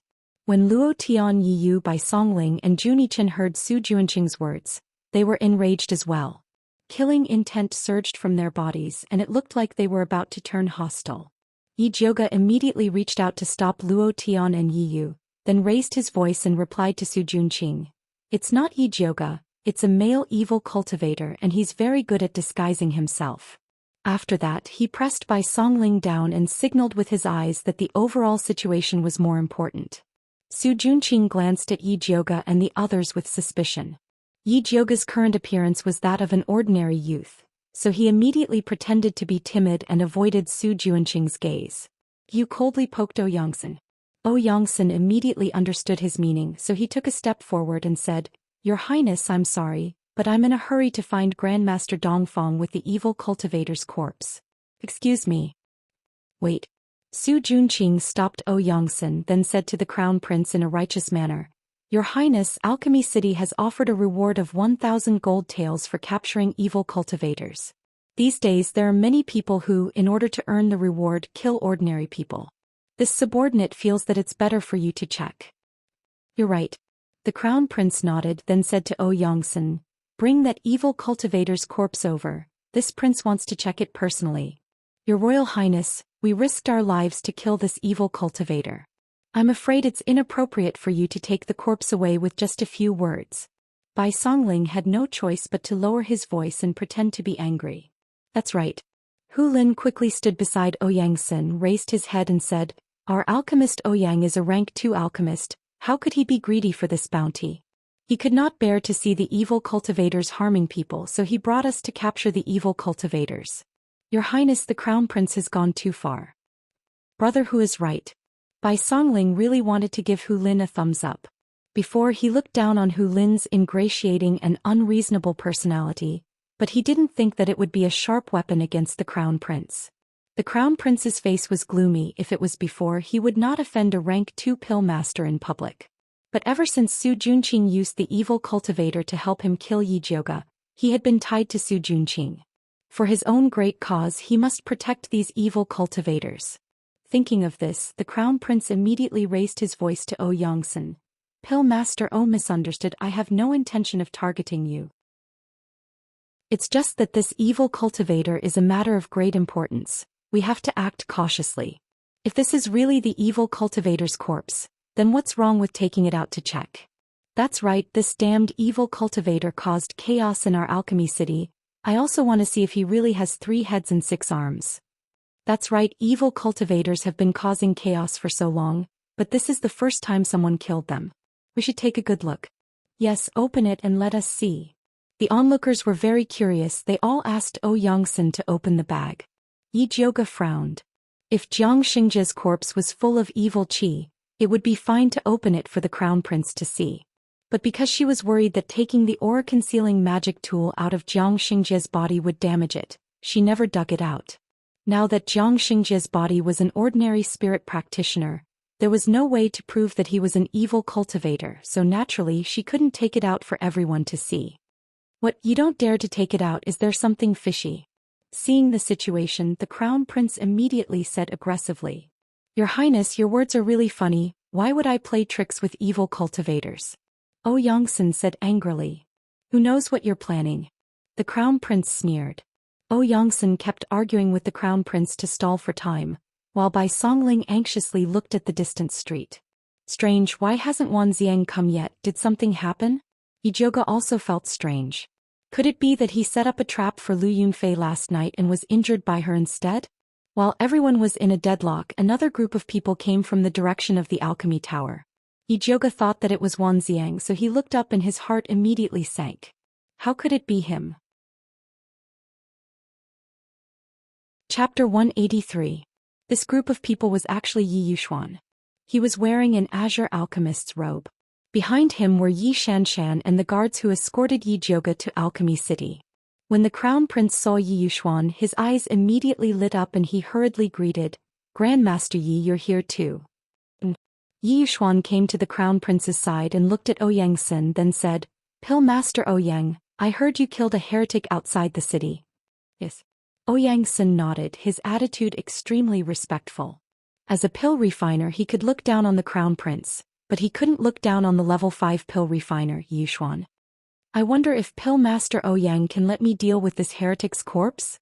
You know, my daughter Yi Jiuge was bewitched by a heretic and killed innocent people. She practiced heretic arts and committed a grave mistake. I've been looking for her. This heretic's corpse might give me some clues. Yi Yuxuan said righteously like a master. However, he had said that in front of so many people, which made Yi Jiuge the scapegoat of the head of the evil cultivators. Xianxia didn't say anything. Yi Yu and the others on the other hand were furious. Yi Jiuge almost exploded on the spot. She just wanted to slap Su Junqing, then she wanted to stab Yi Yuxuan now. This scum of a father is really scum. Grandmaster Yi, you can eat whatever you want, but you can't say whatever you want. You keep saying that your daughter Yi Jiuge practices heretic arts, but do you have any proof? Yi Jiuge suppressed her anger and questioned. Humph, it's the first time in my life that I've seen someone hurrying to put the blame on his own daughter. Do you really see Yi Jiuge as your daughter? Bai Songling's words were even sharper. Grandmaster Yi frowned, but he didn't fly into a rage like he usually did. In order to maintain his image as a master, he said calmly, It's because Yi Jiuge is my daughter that I can't let her make mistakes again and again. Actually, when she came back from the abyss a while ago, I already noticed something was wrong with her. It's just that I cared about my family and refused to investigate. I didn't expect her to be so deranged, taking advantage of the alchemy competition to harm other spirit pill masters. It's really intolerable. As Yi Yuxuan finished speaking, he felt both pain and regret. His excited expression made it seem as if he was about to faint at any time. That's right. Father couldn't sleep for big sister. He ignored the danger of the heretical cultivators and rushed to Alchemy City in the middle of the night. He wanted to find big sister and persuade her to turn herself in and give the people of the world an explanation. Yi Xianxia supported Yi Yuxuan with a sorrowful expression on her delicate face. The father-daughter duo teamed up to put on a show, causing the surrounding commoners to curse Yi Jiuge for being deranged and worse than pigs and dogs. Yi Jiuge slowly clenched his fist. Endure, I will definitely endure. When the truth was revealed, Yi Yuxuan would naturally regret what he had done today. Yi Yuxuan didn't know that his eldest daughter, Yi Jioge, was standing right in front of him. Taking advantage of the crowd's excitement, he once again spoke to Ouyang Xin. Pill Master Ouyang, we all understand your painstaking efforts. Please understand my feelings and let me handle this heretical cultivator's corpse. That's right, Pill Master Ouyang. Father and I both want to find Big Sister as soon as possible to prevent her from doing more wrong. Yi Xianxia also chimed in. That's right. Ouyang Xin suddenly felt a bit awkward. He had cooperated with Yi Yu and the others. In fact, he had already guessed that they were chasing after the heretical cultivator to clear Yi Jioge's name. However, Yi Jioge's biological father came here and announced that he wanted to clean up the sect. Pill Master Ouyang, don't worry. I just want to borrow this heretical cultivator's corpse to take a look. I definitely won't steal your credit. Yi Yuxuan finished speaking and gave Guard Pan a look. Guard Pan nodded in understanding and brought the other guards forward to snatch Jiang Xingjia's corpse from Bai Songling's hands. Bai Songling, Jun Yichen, Luo Tian Yi Yu, and the others all gathered together as if they were facing a great enemy. It wasn't easy for them to obtain Jiang Xingjia's corpse. They absolutely couldn't give it to anyone else. Just as Guard Pan was about to make his move, a clear and pleasant voice suddenly rang out. Wait. Guard Pan was startled. He felt that the voice was somewhat familiar. However, when he looked over, he realized that the person who spoke was an ordinary-looking skinny young man. Young master. Bai Songling shouted anxiously. Now was not the time to reveal his true identity. Yi Jioge took a step forward and stood in front of Yi Yuxuan and Yi Xianxia. He said fiercely, "This pair of blind father and daughter are distorting the truth in front of me. If I continue to endure it, I won't be human anymore." Your big sister. Yi Xianxia finally recognized Yi Jioge's voice. That's right. Yi Jioge wiped his face with his hand, revealing his beautiful and moving face. The crowd was in an uproar. They didn't expect that the leader of the heretical cultivators, Yi Jioge, would dare to appear in front of them. What was even more unexpected was that this vicious demoness turned out to be a delicate, beautiful, and lovely young girl. Evil girl, you still dare to appear here? Yi Yuxuan raised his hand, pointed at Yi Jioge and scolded. Why can't I appear here? Yi Jioge sneered and said, in order to clear my name, I spent a lot of effort to kill a heretical cultivator. I didn't expect that my good father would indiscriminately announce in Shangjing that he and I are no longer father and daughter. Now you've come all the way here to kill me. I really want to know what benefits the heretical cultivators gave you to push me out to be their scapegoat. What nonsense are you talking about? You're clearly the one who colluded with the heretical cultivators. How dare you splash dirty water on them? Yi Yuxuan was furious. If I colluded with the heretical cultivators, why would I kill them? Yi Jioge asked sharply. Who knows if you're up to some tricks again? Yi Yuxuan's face was very ugly. Yi Jioge's chest violently heaved up and down. She felt a breath stuck in her chest. She forcefully closed her eyes. After suppressing the pressure, she said to Yi Yuxuan in a hoarse voice, Father, this is the last time I'll call you that. I know you don't like it, but I didn't know you hate me so much. Such a big thing happened and you didn't even give me a chance to explain. You just decided that I'm a murderer who committed a heinous crime, and even helped outsiders harm me. Do you really want to force me to death? Yi Jioge's tears followed her hoarse voice and quietly flowed down her pure white cheeks. Her words were sharp, like a hedgehog with all the spikes on her body, without the slightest bit of weakness. Because of this, her tears seemed so real, so sad and heartbreaking. Chapter 184. The eyes of the surrounding people, including the ants, young women and girls, couldn't help but turn red. They couldn't help but think, if it was them, what would it feel like to be accused by their own father in the street, determined that they were a heinous murderer, and wanted to kill them together with outsiders. Many of the more delicate ones even shed tears and looked at Yi Jioge with sympathy. Sigh, how could there be such a cruel father in this world? Yeah, this Yi Jioge looks like he's only a teenager. How could he be the head of the evil cultivators? That's right, if he really is the head of the evil cultivators, how could he dare to appear in front of us like this? Of course, there were also different voices. You can't know a person's face even if he's young. He can't be the head of the evil cultivators? Even if Yi Jioge is really the head of the evil cultivators as a father, isn't it even more heinous? That's right, it's the father's fault for not teaching his son. The daughter will come to this point and the father will not be any better. No matter what, we can't let the child die without even a chance to explain. What if it's really a misunderstanding?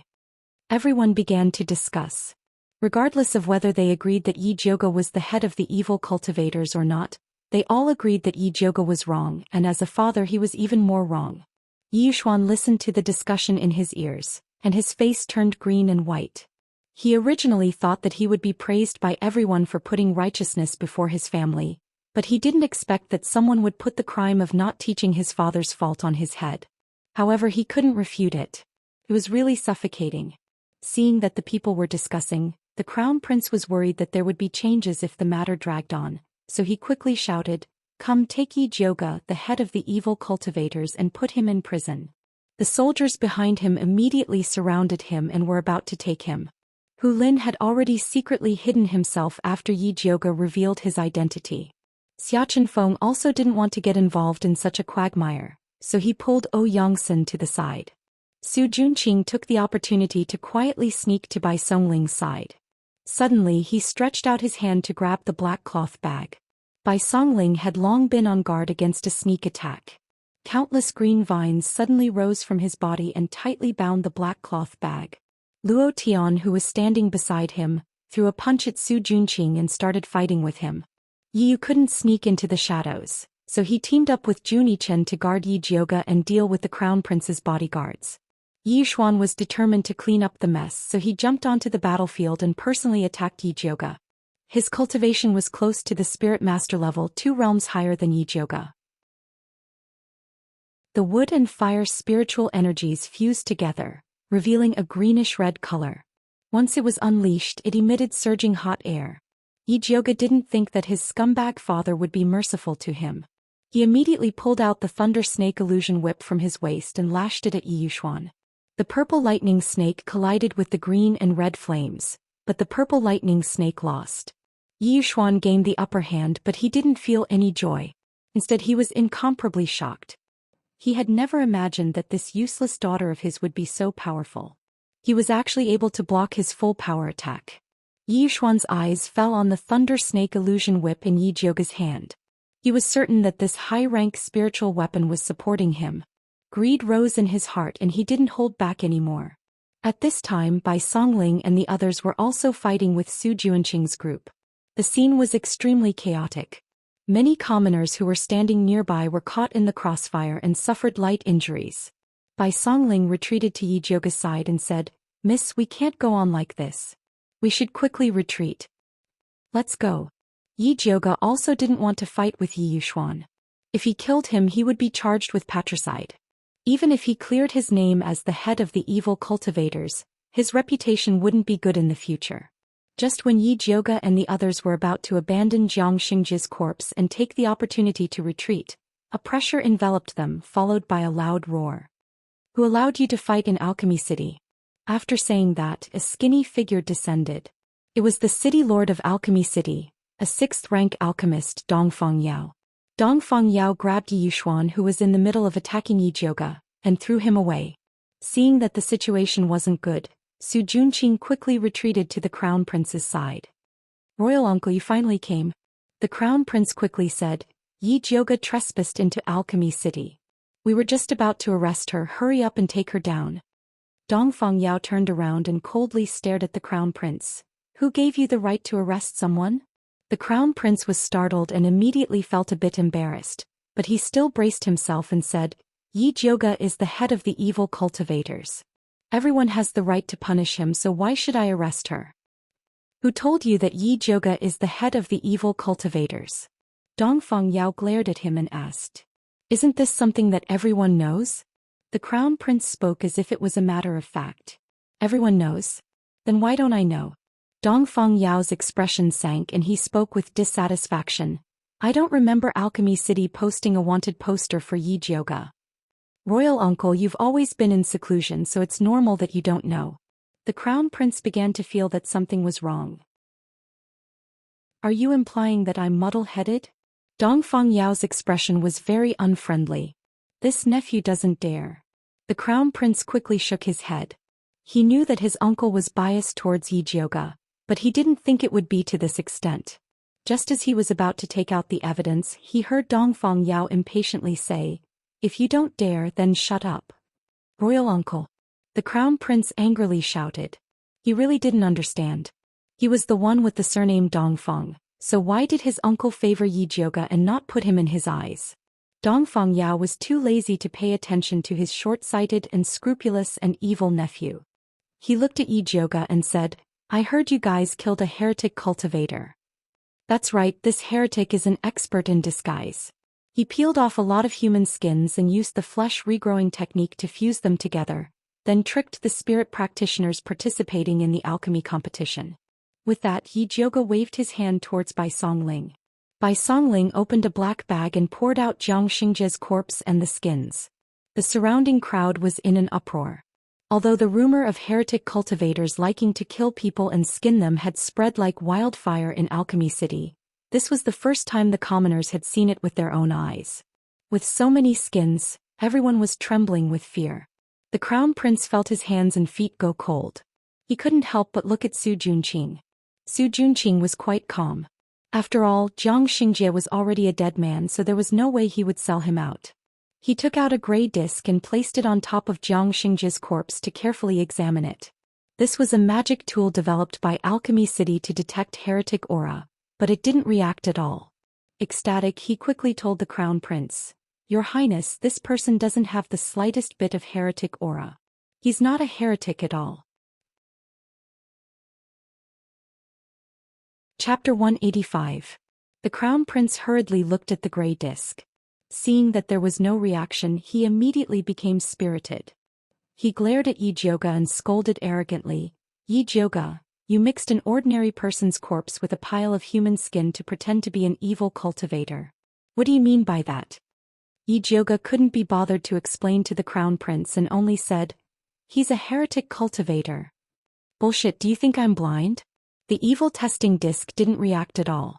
After the crown prince scolded Yi Jioge, he turned to Dongfang Yao and said, "Imperial uncle, you've been tricked by Yi Jioge.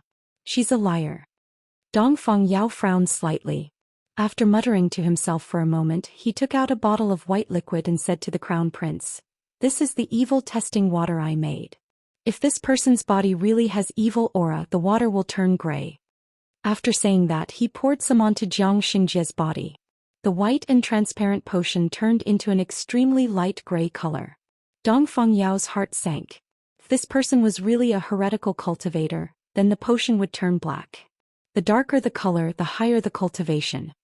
"Master Dongfang, this person's corpse has been living with so many human skins, so it's normal for it to be tainted with some evil energy. This kind of change doesn't prove that he's an evil cultivator." No matter what, Yi Yuxuan was a level 5 alchemist, and he had concocted the evil testing water before.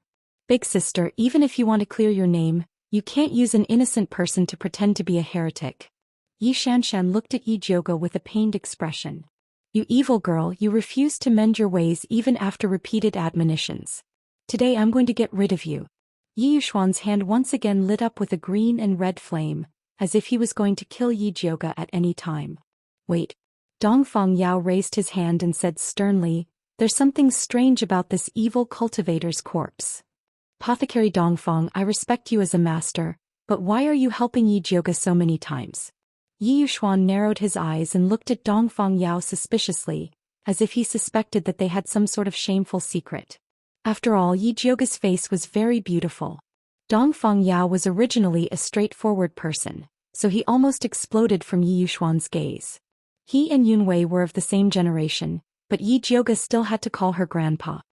He suspected that the two of them had an ambiguous relationship, which was simply pointing at his nose and scolding him for not being a respectable old man. Yi Jioge, on the other hand, was indifferent as he coldly said, "I thought that Grandmaster Yi, as a 5th-level alchemist, would be able to see through the mysteries of this corpse, but I didn't expect you to be completely ignorant. I don't know where you got the title of Grandmaster from, you are simply fishing for fame." "Yi Jioge, do you know who you're talking to?" Yi Yuxuan scolded fiercely. "Of course I know.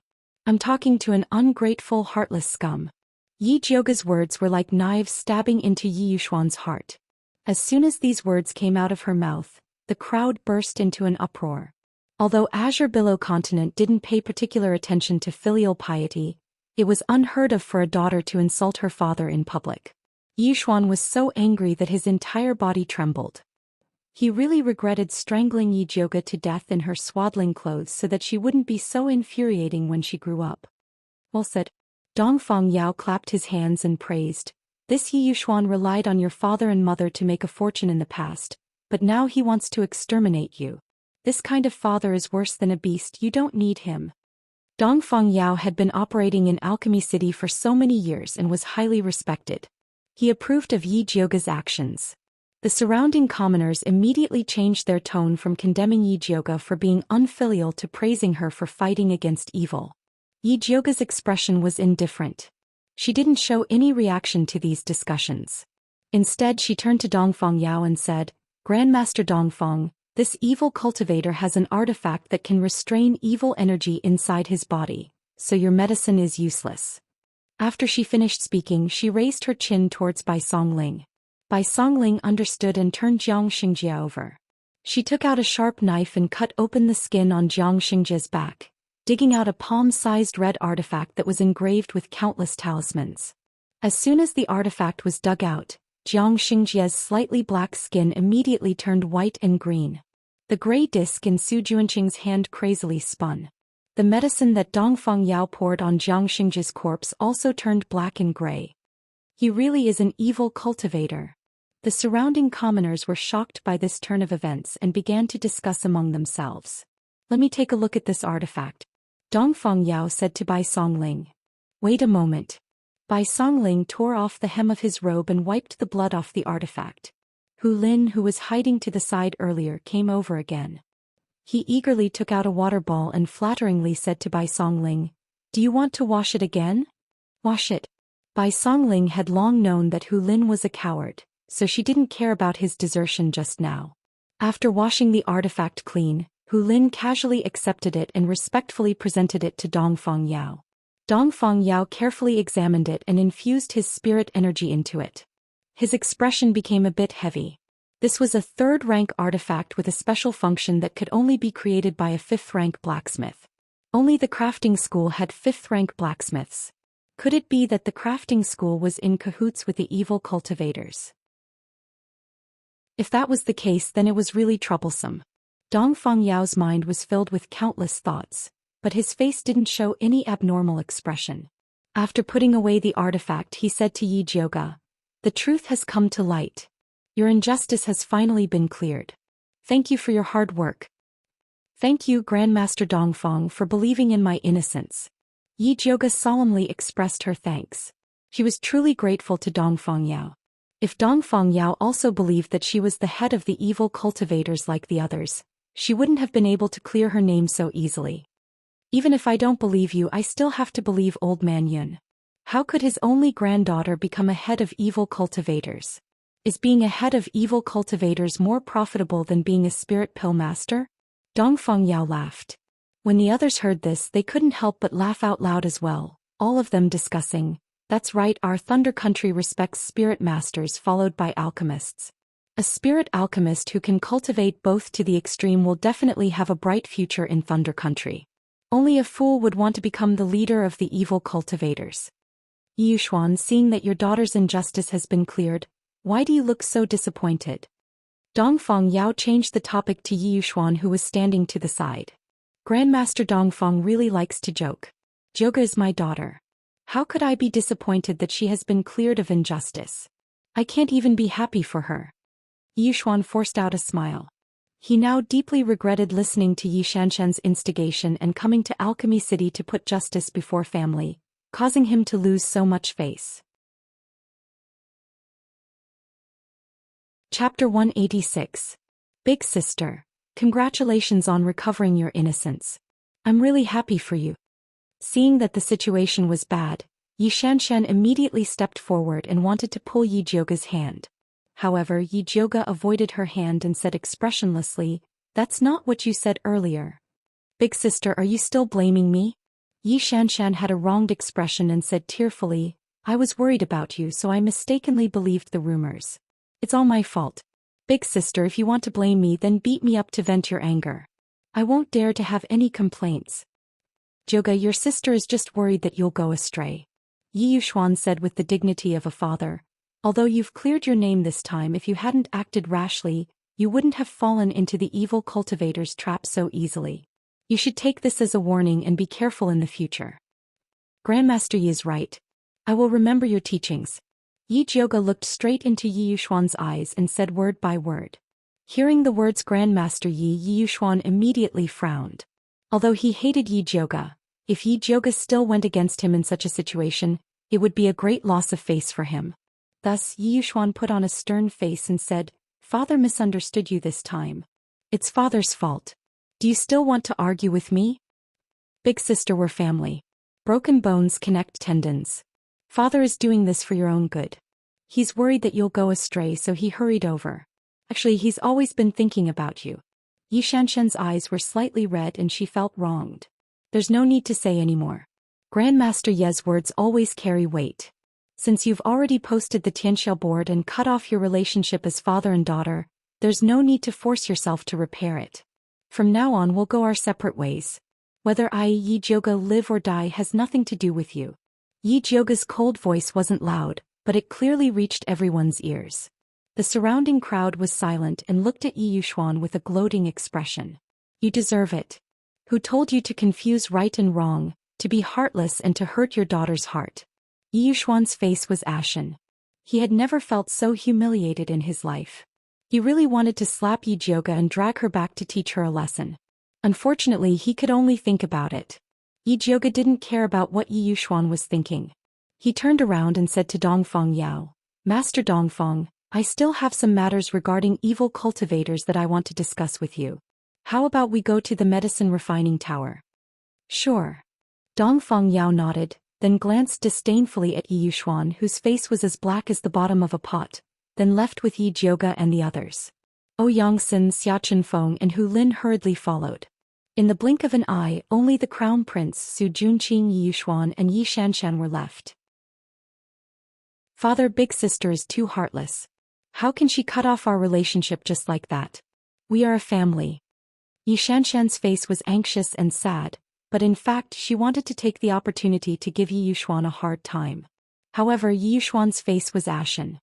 He glared at her fiercely and scolded, You're a useless thing. With that he flicked his sleeves and left. Yi Xianxian wanted to chase after him, but she felt that it was too unsightly, so she stopped and looked at the crown prince with an aggrieved expression. The reason why she wrote a letter to encourage her father to clean up the family was also because of the crown prince. The crown prince's face was flushed red. He didn't notice Yi Xianxian's expression at all. His ears were filled with the voices of the common people, as if they were saying how incompetent he was. He really couldn't understand. Yi Zhou had clearly been forced into a desperate situation by them, so how could he turn the tables so easily? Crown Prince, let's go back. Su Junqing said in a low voice. At a time like this, we have to keep our composure. Let's go. The Crown Prince turned around and led his people back to the medicine refining building. Yi Xianxian hurriedly followed the Crown Prince back to the medicine refining building's rising sky pavilion. She originally wanted to discuss with the Crown Prince what to do next. Unexpectedly, the Crown Prince didn't have the time to pay attention to her. He went to the study with Su Junqing and even had people guard the door, preventing her from entering. At this moment, Yi Xianxian's mood was ashamed, angry and hateful. The Crown Prince was her good match and Su Junqing was her cousin. These two people should be very close to her, but they both rejected her at the same time, making her deeply feel that she was not trusted. Unfortunately, she didn't have the courage to rush into the study and cause a ruckus. She could only leave indignantly. The Crown Prince lost his temper in the study. He pointed at Su Junqing and cursed, Su Junqing, what the hell are you doing? Didn't you say that Yi Zhou is dead for sure? But now, she's the hero who killed the heretic cultivator and the imperial uncle favors her. I'm the clown, the biggest joke of the Thunder Country. Crown Prince, please quell your anger.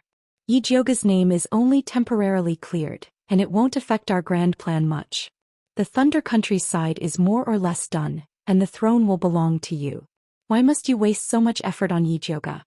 Su Junqing calmly persuaded. Really? The arrangements in the capital are more or less done. The crown prince's eyes brightened. That's right. Once the matter with Alchemy City is over, you will become the next emperor of the Thunder Country. Su Junqing spoke without hesitation. Good. As long as you work well for me, I won't mistreat you. The crown prince excitedly patted Su Junqing's shoulder with a face full of satisfaction. Thank you for your appreciation, Your Highness. This subordinate will go now. Su Junqing smiled in a flattering manner. Go. The crown prince waved his hand in satisfaction. Su Junqing respectfully bowed before returning to his room. His face, which was full of confidence just a moment ago, immediately became anxious and uneasy. He took out a communication talisman and sent a message. Senior, old Jiang is dead. Come back as soon as you hear the news. After burning the communication talisman, he was still worried. He walked around the room a few times and after thinking for a while he took out some ointment to disguise himself as a handsome middle-aged man. He went to the medicine refining pavilion and told the guard that he wanted to see Zhang Peng. May I ask who you are? The guard looked at Su Junqing in confusion. I am his father. Su Junqing smiled.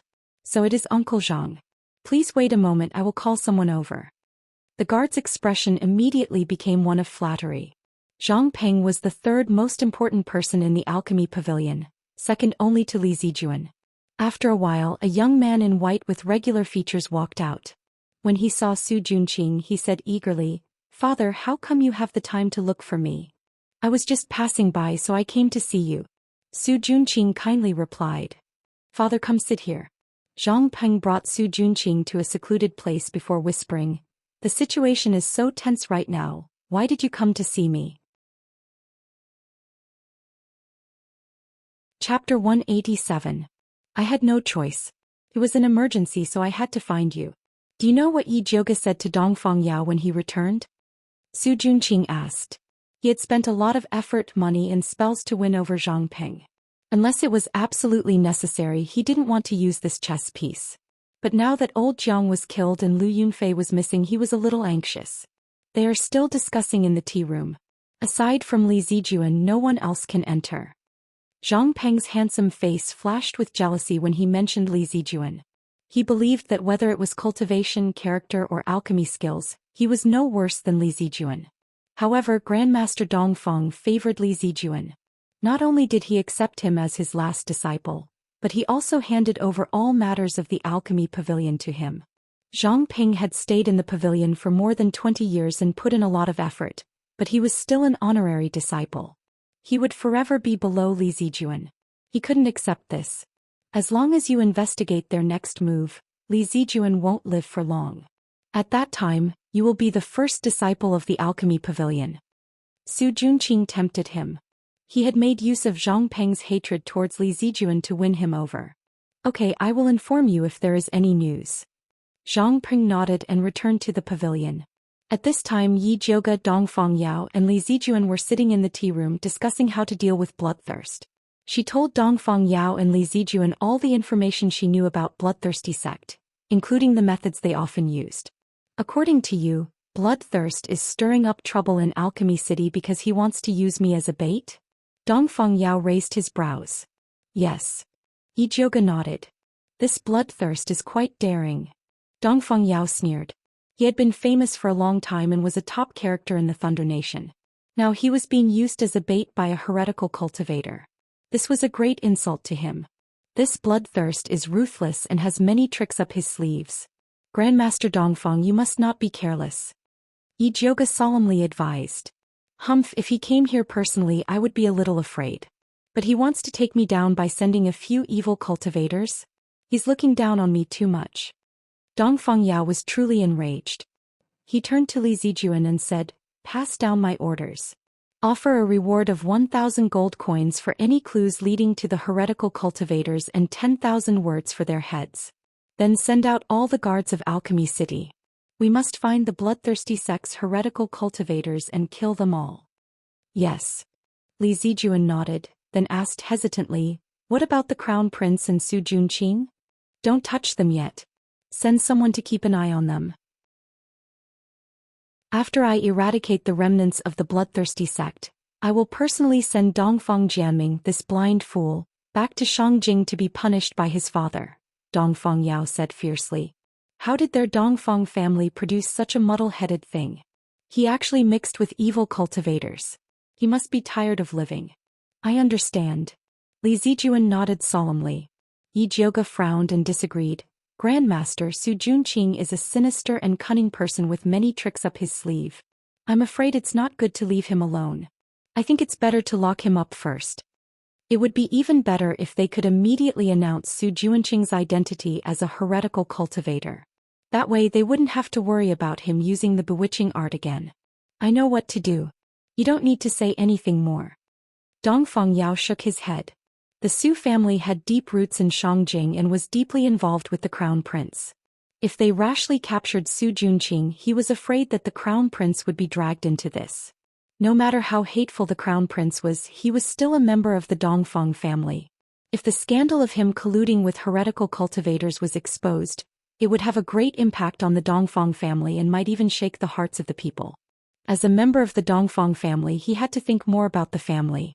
Yi Jioge saw that Dongfang Yao had already said this much and didn't say anything else. Instead he asked Li Zijuan about the matter of trapping Lu Yunfei. Senior apprentice Brother Li, you made such a thorough plan last night. How did Brother One get injured? Last night we used the treasure-seeking scorpion that you gave us to lure Lu Yunfei over. However, that woman was indeed powerful. She killed many of our people and injured Brother One. In the end we couldn't stop her and even the treasure-seeking scorpion was stolen by her. Li Zijuan lowered his head and said in shame. It was because of this that he invited his master out and let his master personally take charge of the situation. Lu Yunfei is the direct disciple of the bloodthirsty ancestor. She has many treasures on her. It's normal that you didn't check the corpse. Yi Jioge comforted him with good intentions. Normal my ass. Dongfang Yao glared at Li Zijuan and scolded, what did I tell you before? Don't just bury yourself in cultivating alchemy all day. You also need to take care of your spiritual techniques. Last night, if it wasn't for Wan Xiang blocking a palm for you, you would have lost your life. Don't think that you can protect yourself just because you have a lot of spirit guards around you. In this world, only relying on yourself is the safest. Master's right. This disciple knows his mistake. Li Zijuan hurriedly bowed in acknowledgement. In the past he always thought that if he cultivated his alchemy techniques well, he wouldn't have to worry about his safety if he hired more guards. But after the big battle last night, those guards couldn't even take care of themselves. Only then did he realize how important cultivation was. I'll go see Brother One first. Yi Jioge didn't want to listen to Dongfang Yao scold his disciple, so he stood up and said his goodbyes. I'll send someone to bring you there. Li Zijuan stood up and opened the door. Just as he was about to call for an apprentice, he saw Zhang Peng walking past him and took the initiative to ask, Senior Brother Li, what's the matter? I want to find an apprentice to bring Miss Yi to the extraordinary pavilion to see Wan Xiang. Li Zijuan said casually. I'm about to go to the extraordinary pavilion. If Miss Yi doesn't mind, let me lead the way. Zhang Peng smiled. Then I'll have to trouble you. Yi Jioge didn't think too much and followed Zhang Peng to the extraordinary pavilion. Miss, you've been wrong this time. I told them that Grandmaster Yun's granddaughter couldn't be a leader of evil cultivators, but they didn't believe me. Luckily you've cleared your name. Zhang Peng said indignantly. It's all thanks to Grandmaster Dongfang's wisdom. Yi Jioge replied indifferently. Although Zhang Peng was handsome, she inexplicably didn't like him. Grandmaster Dongfang was in seclusion and didn't have time. Now that he's come out to take charge of the situation, he'll definitely bring those arrogant evil cultivators to justice. When that time comes, I'll need Miss Ye's help. Zhang Peng continued with a smile, but his tone was full of probing. I don't dare. I'm just a weak woman. I don't dare to take on such a heavy responsibility. Yi Jioge shook her head weakly. Missy, you're too humble. You're the first person to kill an evil cultivator. I heard that those evil cultivators are very cruel. Miss Yi, you must have spent a lot of effort. Zhang Peng's topic revolved around the evil cultivators. He wanted to get some information from Yi Jioge. Unfortunately, Yi Jioge's mouth was tightly sealed. In the end, it was just polite words. Chapter 188. Zhang Peng walked Yi Jioge to the entrance of Extraordinary Pavilion, but he didn't get anything useful from Yi Jioge. He could only leave resentfully. Yi Jioge pushed open the unlatched door of Extraordinary Pavilion and walked into the house with light steps. At the door he saw Wanxiang lying on the bed with a pale face, surrounded by Bai Songling and the others. "Eldest miss is here?" Ouyang Xin was the closest to the door, so he was the first to see her walk in. "Where are Hu Lin and Xiachen Feng?" Yi Jioge glanced around and didn't see Hu Lin and Xiachen Feng. "They went to get their reward," Ouyang Xin replied. "This is..." Yi Jioge looked beside Ouyang Senator. There stood a dark-skinned, tall and burly man. His eyes shone brightly and his short hair stood on end. He seemed to be the level 2 alchemist Xiong Yunhu, who was scared out of his wits by the evil cultivator and insisted on staying in the alchemy pavilion. "Nice to meet you, Miss Yi." Xiong Yunhu grinned, looking extremely simple and honest.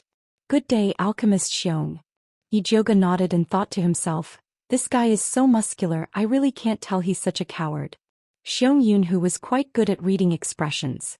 Seeing that Yi Jioge was here to talk to Wanxiang, he immediately stood up and said, "I still have something to do, so I won't disturb Brother Wan's rest. Let's talk another day." "Take care, alchemist Xiong." Wanxiang nodded. "I'll see you off." Ouyang Xin was the closest to Xiong Yunhu, so he took the initiative to see him off. "Come visit me when you have time, alchemist Ouyang. I still have many things to talk to you about." Before Xiong Yunhu left, he repeatedly invited Ouyang Xin to look for him. Ouyang Xin readily agreed. Yi Jioge looked at Xiong Yunhu's back and turned to ask Wanxiang, "Are you familiar with him?" "Today was the first time I talked to him." Wanxiang shook his head. "If you're not familiar, why did he look for you for no reason?" Yi Jioge asked doubtfully. "He probably heard that alchemist Ouyang is here, so he came to see." Wanxiang said hesitantly. "I've only met him a few times." Ouyang Xin quickly distanced himself from Xiong Yunhu. He didn't want others to think he was a coward like Xiong Yunhu. "He's just a coward. If he wants to come, then come. Why bother with him so much?" Bai Songling curled her lips disapprovingly and asked Yi Jioge, "How did your talk with Master Dongfang go?" "Great Master Dongfang has already given the order to capture the evil cultivators of bloodthirsty sect. He will personally take action." Yi Jioge sat down in front of Wanxiang's bed. "Good. Gong Honglei almost turned the world upside down when you were not here. Li Zijuan persuaded him to bring back Gong Hongyu's body before sending him away." Bai Songling was also a little relieved. If Gong Honglei had been present today, it would not have been so easy for Yi Jioge and the others to clear their names. That stubborn fellow firmly believed that Yi Jioge had killed her sister and shouted every day that she would kill her to take revenge. Now that everything is clear, it's pointless for him to make a fuss. Yi Jioge's face darkened. She did not have a good impression of Gong Honglei. That guy had a body full of cultivation but no brains. He deserved to be used as a tool by others. "I'll write a letter to Shangjing later and ask the emperor to issue an imperial edict to the world. Otherwise, those people will be kept in the dark and go around saying you're wrong." Wanxiang was sincerely happy for Yi Jioge. Previously, Yi Yuxuan and the Crown Prince had splashed dirty water on Yi Jioge. If they did not issue an imperial edict to prove Yi Jioge's innocence, it would be useless even if she cleared her name in Alchemy City. "This matter is not urgent. Let me see your hand." Yi Jioge reached out and felt Wanxiang's pulse. He found that he was seriously injured. Although he had already taken a healing pill, the remaining poison in his organs had not been cleared. One could imagine how intense the battle last night was. Yi Jioge withdrew his hand and said with a frown, "Didn't I tell you to be careful of Lu Yunfei? How did you get injured?" "Her blood-colored bell is too powerful. None of us could stop her, but she was also injured by us." Wanxiang did not say that Li Zijuan was careless, and that he was injured because he was trying to save someone. "Little mute, give brother one a goo insect." Yi Jioge felt that Wanxiang lost because he did not have a goo insect to detoxify the poison. Wanxiang's usually calm face could not help but reveal a happy expression. He said in a low voice, "Thank you." Just now Bai Songling kept showing off in front of him how powerful her big mouth goo was. It opened its big mouth and absorbed all the poison that the evil cultivator breathed out. He was really envious when he heard it, but he was too embarrassed to ask Yi Jioge for it. "What are you thanking me for? Everyone has a share of this goo insect." Naturally you will get one too. Yi Jiuge said generously. Since Yi Yu and Bai Songling had already been given away, Wan Ziang would not be missing. This one is good. Jun Yichen did not let Wan Ziang drip his blood and directly helped him choose the biggest goo insect. Wan Ziang looked at the goo worm lying on his arm after absorbing his blood essence, and he was very happy in his heart. He did not believe that the goo insect he cultivated would be worse than Bai Songling. Little mute, you are biased. Bai Songling immediately shouted, didn't you say that these goo insects would automatically choose their master?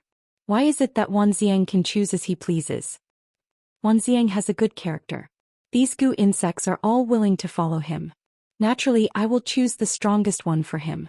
Jun Yichen said confidently. What do you mean? Is my character not good?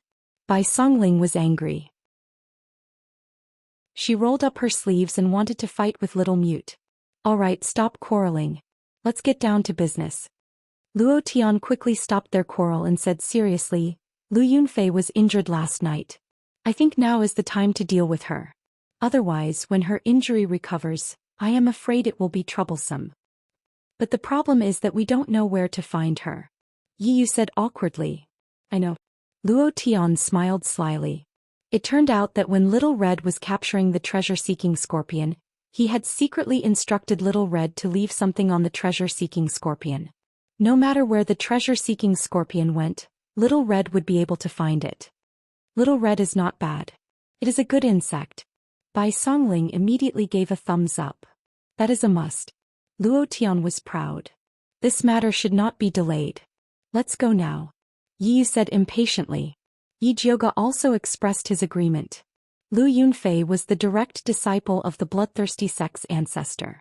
If they could capture her, they would be able to deal a heavy blow to the bloodthirsty sect. Zhang, rest well and wait for our triumphant return. Bai Songling patted Wan Ziang's shoulder and waved her hand in high spirits. Let's go. Luo Tian summoned Little Red and used his consciousness to order it to find the treasure-seeking scorpion. Little Red circled above the room. After determining the direction, it flapped its wings and flew forward. Yi Jiuge left the lofty pavilion and immediately felt countless eyes staring at them from the dark. She turned around and looked at the extremely quiet alchemy pavilion. Suddenly, a feeling of anxiety arose in her heart. It was as if something unexpected was about to happen. Chapter 189. Eldest Miss, what's wrong? Yi Yu followed Yi Jiuge's gaze and looked towards the alchemy pavilion. It's nothing. Yi Jiuge suppressed this strange feeling and repeatedly comforted himself. With Dongfang Yao overseeing the alchemy pavilion, Wan Ziang and the others will be fine. Then let's go. Yi Yu didn't think too much about it. All his thoughts were on chasing after Lu Yunfei. Yi Jiuge nodded and led the others to follow behind Lil Red. After leaving Alchemy City, they made their way into the forest and finally arrived at a precipitous cliff. The mountain wind whistled, causing Yi Jiuge's dress to flutter. Looking down from above, it was impossible to see the situation at the bottom of the cliff. Could it be that Lu Yunfei jumped off the cliff? Bai Songling looked at the cliff suspiciously. You want to jump off a cliff? Even that demoness doesn't know how to jump off a cliff. Jun Yichen sneered. Lu Yunfei might have discovered the 1,000-mile fragrance on the treasure-seeking scorpion, Luo Tian said solemnly. The trail is broken. What should we do next? Yi Yu frowned. There were dense forests everywhere and it would not be easy to find Lu Yunfei. Luo Tian, can you let Little Red find the general direction in which Lu Yunfei disappeared? Bai Songling asked expectantly. Let me try, Luo Tian ordered Little Red. Little Red circled left and right a few times, but in the end, it was still unable to determine a specific direction. This place is too big. Even Little Red can't do anything about it. Luo Tian tried and shook his head.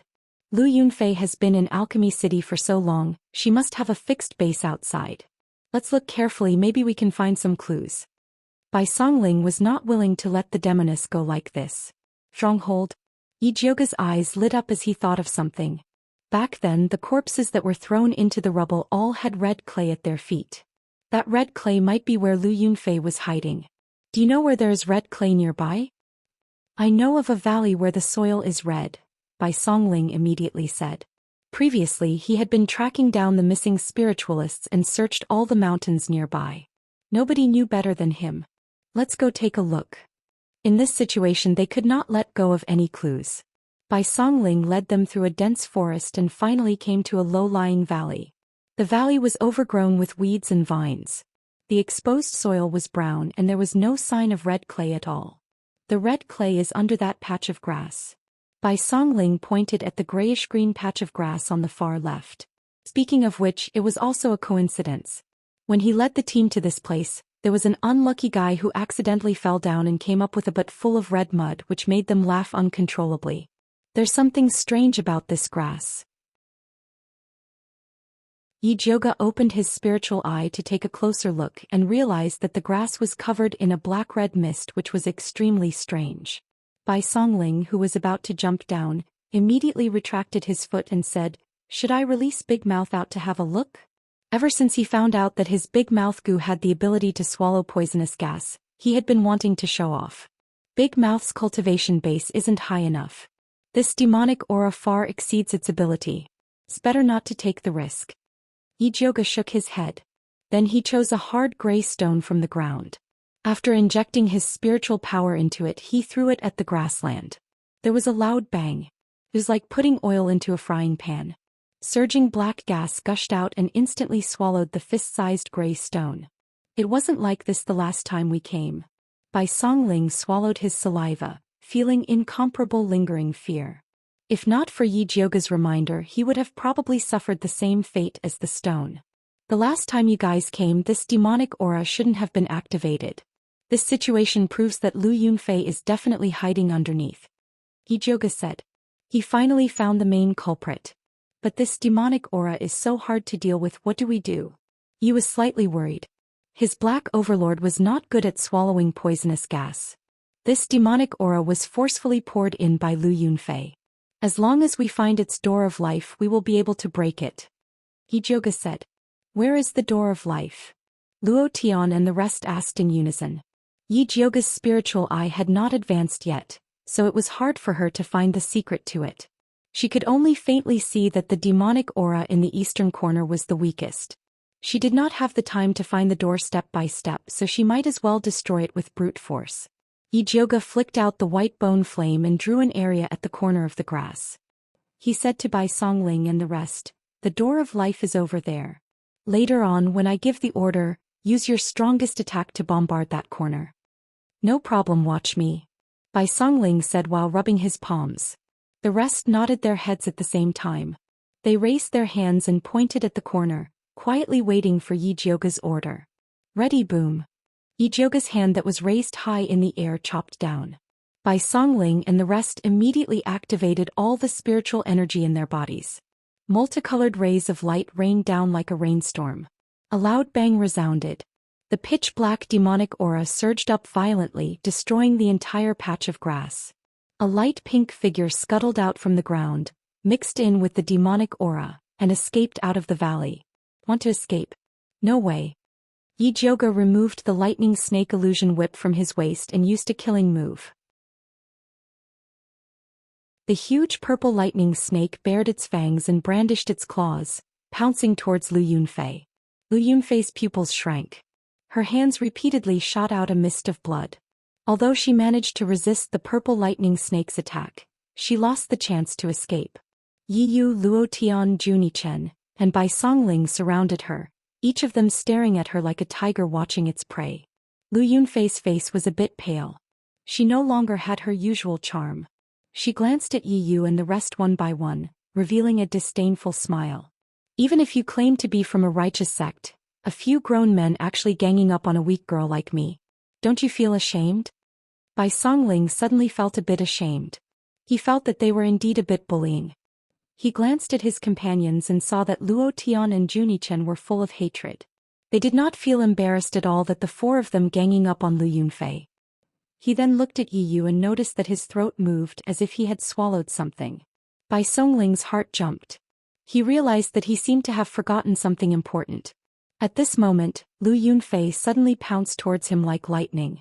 Her blood-glowing palms continuously shot out a mist of blood. Bai Songling was a bit distracted and did not have the time to defend. Seeing that Bai Songling was about to be injured, Yu promptly shot out a gray spirit light to help him block it. Luo Tian also punched at Lu Yunfei, forcing her to retreat to Bai Songling's side. "Xiao Bai, take your medicine." Yi took the time to shout. Bai Songling then remembered that Yi Jioge had warned them many times to take medicine whenever they saw Lu Yunfei. He quickly took out a tranquil heart pill and swallowed it. Instantly he felt refreshed and the guilt he felt just now disappeared. To deal with a vicious woman like Lu Yunfei, they had to gang up on her. He actually felt ashamed. What the hell?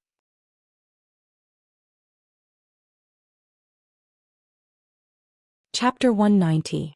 Bai Songling's hands glowed with green light and transformed into 2 green vines that joined the battle. The blood mist on Lu Yunfei's body flickered, but she was not at a disadvantage against the 4 of them. The more Bai Songling fought, the more shocked she became. She did not expect Lu Yunfei to be so powerful even after being injured. She had not even started to use her blood bell and blood sword. Bai Songling thought of this and did not dare to relax anymore. She used all her strength to fight the enemy seriously. The others did the same. Lu Yunfei felt the pressure increase. She had used her charm technique to bewitch the 4 of them. Yi Yu had already taken the pill. Luo Tian and Junichen were unmoved. The only one who was affected was Bai Songling, the wood element spiritualist. It was a pity that Bai Songling woke up too early and she did not succeed. It was all those ants' fault for injuring her last night. Otherwise, how could they be her opponents? Lu Yunfei had not been injured for so many years. This time she was injured to the extreme. In her anger, she could not care less about her injuries and immediately took out her blood bell to control it. She had to get rid of the 4 of them quickly to deal with Yi Jioge, who was standing by the side. She did not think that Yi Jioge was powerful the last time they fought. She did not expect Yi Jioge to be hiding his strength. She had really underestimated him. A strange ringing sound came from the blood-red bell. Bai Songling, Yi Yu and the rest had heard of the power of the blood bell. They immediately jumped back to prevent themselves from being hit. Yi Jioge also became vigilant. He realized that Lu Yunfei's bell was not as powerful as before. It was probably because she was injured. Calling her sick and wanting her life. If he did not make a move now, when would he? "Everyone, let's take her down." Yi Jioge made a prompt decision and joined the battle. The lightning snake illusionary whip in her hand whistled through the air, and streaks of purple lightning flew towards Lu Yunfei. Bai Songling's green vines soared and wrapped around Lu Yunfei. Junichen's abdomen trembled and let out a strange call. Dozens of rank 1 black top snakes came to attack Lu Yunfei. Luo Tian relied on the strength of his physical body and punched towards Lu Yunfei. Lu Yunfei was already injured. Now that she was surrounded by everyone, she could not take it. A moment of carelessness, Yi Jioge's thunder snake fantasy whip hit her wrist and the blood bell flew out. She opened her mouth and spat out a red sword at Luo Tian. Unexpectedly, Xiao Hong, Big Mouth and Black Overlord, the 3 goo worms, were already waiting at the side. They swarmed up and swallowed the blood sword cleanly. Lu Yunfei used up all her moves and knew that she was not a match for these people. She was not in the mood to continue fighting, so she tried to activate the protective blood mist around her to leave, but she found that her body could not move. Yi Yu hid in Lu Yunfei's shadow, and at the crucial moment he finally used his puppet kill, controlling Lu Yunfei's body. Yi Jioge led Luo Tian and the others to charge forward and press Lu Yunfei to the ground. She sealed Lu Yunfei's vital acupoints and tied her up tightly with ropes. Lu Yunfei's hair was disheveled and her body was covered in mud. She looked battered and exhausted. But her fierce expression was like that of a crazy woman, as if she could pounce on them and bite them at any time. "You're about to die, yet you still dare to act so arrogantly? You'll be crying later." Yi Jioge sneered. "You lowly ants, you actually dare to use despicable methods to deal with this grand ant. This grand ant will skin you and pull out your tendons, then refine you into the lowest grade blood slaves to feed to the dogs." Lu Yunfei cursed crazily, but halfway through she was slapped by Yi Jioge. She wanted to continue cursing, but the moment she opened her mouth she was beaten black and blue by Yi Jioge, unable to even open her mouth. "Let me tell you, this grand ant does not have a good temper, you better take it easy." Yi Jioge looked down at her from above, his gaze cold and indifferent as if he was looking at an ant. "Old ancestor will definitely not let you off." Lu Yunfei's eyes emitted a venomous light. Then a trace of blood suddenly flowed out of the corner of her mouth and she died just like that. Her originally delicate and beautiful white skin instantly turned gray. Her corpse was as stiff as a rock, and even the blood bell had lost its spirit energy. She's really dead. Yi Yu placed his hand under Lu Yunfei's nose, his tone filled with disbelief. He thought that it would at least take a huge battle to deal with Lu Yunfei, but he did not expect her to die so easily. Yi Jiuge also did not expect Lu Yunfei to die so easily. She frowned and said to Junichen, "Little mute, I remember you saying that the direct disciples have something called blood pearl on their bodies?" Yes, I don't know why she didn't use it. Junichen also felt that it was very strange. Yi Yu, search Lu Yunfei's body and see if there's anything else on her body. Bai Songling said to Yi Yu. You're better at examining corpses. Yi Yu did not move. Although I'm good at examining corpses, you're more familiar with her, so you definitely know her body better than me. Bai Songling said seriously. Yi Yu immediately felt as if a fly had flown into his mouth, and his whole body felt uncomfortable. He was not familiar with Lu Yunfei, he had always been bullied by her. However, he was too lazy to bicker with Bai Songling and obediently squatted down. From head to toe he carefully examined the things on Lu Yunfei's body. Other than some jewelry, there was a cosmos sack and 2 scorpions that were hiding in her sleeves, shivering. Other than the purple treasure-seeking scorpion that was caught by Yi Jiuge, there was also a scorpion the size of an infant's fist. Its carapace was light brown, and it was covered with scars from being cut by a knife. Some of the scars had already darkened and should be old wounds. Some were still very fresh, as if they were cut recently. This brown scorpion also seemed to have a very weak personality, and it kept hiding behind the purple treasure-seeking scorpion while shivering. The purple treasure-seeking scorpion also tried its best to use its body to block it, and its long stinger stood up. It looked as if it would risk its life if anyone dared to touch it. What's going on? He was confused. This smaller scorpion should be the wife of the treasure-seeking scorpion, and Lu Yunfei used it to control the scorpion. Junichen was very familiar with this kind of exotic beast, and he immediately started to explain. It turned out that the treasure-seeking scorpion was a very infatuated creature. As long as it found a mate, it would not change until death. Some unscrupulous people would torture the female scorpion in order to stimulate the treasure-seeking scorpion's ability. Looking at the scars on the female scorpion's body, it was obvious that she had been tortured by Lu Yunfei. This witch is really vicious, she won't even let a scorpion go. Yi Yu's disgust towards Lu Yunfei was obvious.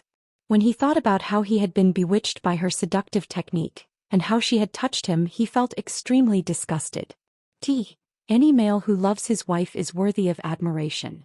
Yi Jiuge said with a sigh. Then he took out 2 spirit beast pills and handed them to the treasure-seeking scorpion. You are a natural exotic beast, even if I let you go, it will be difficult for you to escape the pursuit of others in the future, so I suggest that you choose a good master.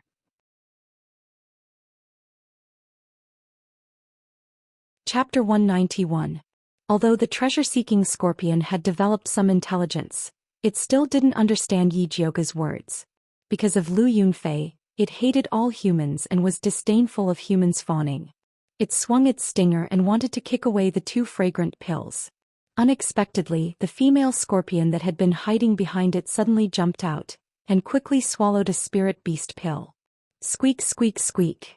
The treasure-seeking scorpion shouted angrily, "How can you eat something given by humans? They are all bad people." Squeak, squeak, squeak. The female scorpion's previous weakness was gone, and she scolded back with an even sharper voice. Is there something wrong with your brain? You can't even tell that it's a good thing? If you don't eat it, I will die. Although it had scars all over its body, it was also very fierce when it scolded. The treasure-seeking scorpion immediately softened, and fawningly pushed the remaining spirit beast pill to its wife and squeaked, "Since there are benefits, you should eat more." Squeak, squeak. The female scorpion originally wanted to leave this pill for its husband.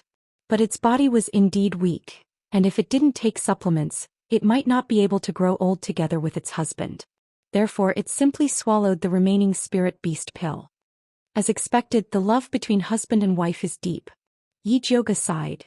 "Young miss, could it be that you can understand their conversation?" Yi Yu asked curiously. He had never heard of young miss having this ability. Yi Jiuge was stunned. Only then did she realize that she could actually understand the conversation between the two scorpions. She never had such an ability before. Speaking of which, you seem to understand what Little Red said last time. Juni-chan looked at Yi Jioga with a probing gaze. Although the blood-clothed Miao people could also communicate with Gu, they could only roughly understand the meaning and could not understand what they were saying. Really? Yi Jioga thought about it and realized that there really was. At that time she said that Little Red's big belly looked like it was pregnant, and Little Red angrily said that it was a male insect. But the information she received at that time was not very clear, so she did not take it to heart. At this time the female scorpion ate the spirit beast pill, and the scars on its body healed at a speed visible to the naked eye. The treasure-seeking scorpion knew that this spirit beast pill was truly beneficial to his wife, so he immediately begged Yi Jioga, "You're a good person, please take us in. Not only can I search for treasures, I can also sneak in and assassinate people. I have great abilities. As long as you can give my wife one of those pills every day, I'm willing to work for you." This time Yi Jioga could clearly feel that the treasure-seeking scorpion was talking to her. Oh my god. When did she learn this foreign language? Why didn't she know? Yi Jioga carefully retraced the events and found that all these things happened after the fat black rat swallowed her blood essence. Could it be that the fat black rat ate her blood essence and secretly did something to it? When the treasure-seeking scorpion saw that Yi Jioga didn't respond for a long time, it thought that its requirements were too high. It quickly lowered its standards and carefully said, "Alright, 1 pill a day is indeed too much. Then 1 pill a month." Yi Jioga did not hear the words of the treasure-seeking scorpion. She was still immersed in the shock of the fat black rat doing something to her. Xianxia once reminded her to be careful of the fat black rat and sternly warned her that she absolutely could not let the fat black rat swallow her blood essence. Now that she made a big mistake, how was she going to explain it to Xianxia? However, with so many people present, she couldn't bring the fat black rat out for interrogation. The treasure-seeking scorpion trembled with fear as it looked at Yi Jioga's expression. Seeing that she was suspicious, annoyed, and finally put on a murderous expression, his little heart suddenly jumped and he quickly said, "Alright, I don't want the meatballs anymore. As long as you don't bully my wife, I'll follow you." After saying that, it especially emphasized, "My wife had a miscarriage last time because of that vicious woman. Now her body is very weak and she can't bear even the slightest bit of torment. If you kill her, I won't live alone." The treasure-seeking scorpion's poisonous stinger was raised high to show its determination. The female scorpion that had been quietly staying by its side thought of her miscarried child and was so angry that even her carapace turned dark brown. It had been with the treasure-seeking scorpion for many years, but they had never been able to reproduce. That vicious woman probably wanted to get another treasure-seeking scorpion, so she fed them a lot of drugs to stimulate them into estrus and mating. After much difficulty, she was finally pregnant with a baby. In the end, that vicious woman used medicine to test it and found that the child in its belly was just an ordinary scorpion, so she got rid of the child. It hated that vicious woman to death, but unfortunately, it had no way to deal with her. That vicious woman was really too strong. But now, that powerful and vicious woman was killed by these humans, which meant that these humans were stronger than her. Most importantly, that girl with snow-like skin and unimaginably beautiful, who looked like a white lotus, had a very good heart. This could be seen from the fact that she didn't stop it from swallowing the 2 good pills. The female scorpion made up her mind to follow this white lotus for the rest of her life, so she said to the treasure-seeking scorpion, "Tell it that you're willing to make a contract with her." Why? The treasure-seeking scorpion was very shocked. His wife was very stubborn. When it was tortured and abused by that vicious woman, it gritted its teeth and didn't let it agree to sign a contract with that vicious woman. Why did she agree now? She's a good person. The female scorpion was also very helpless, but it felt that other than signing a contract, it couldn't come up with any other conditions to move the White Lotus girl. All right. The treasure-seeking scorpion had always listened to its wife, so it wanted to ask Yi Jioga to sign a contract. At this time, Yi Jioga had already woken up from the chaos of being tricked by the fat black rat.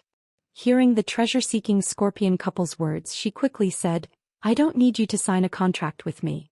If you want to follow me, then follow me. In the future, if you find a suitable master or have other plans, just let me know in advance." Zhang wasn't here, so Yi Jioga didn't dare to casually sign a contract with a strange beast.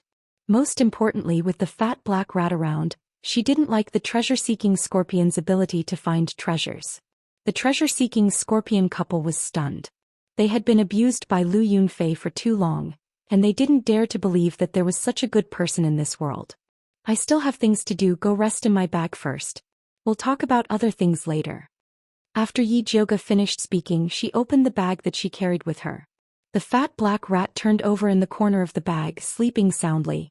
The treasure-seeking scorpion couple wisely chose a corner that was the furthest away from her and quietly lay dormant. Zhou Xian and Luo Tian had been watching the conversation between Yi Jioga and the two scorpions. Seeing that she was really proficient in the beast language, they revealed complicated expressions. Chapter 192. Just as Zhou Xian was about to speak, Yi Jioga interrupted him.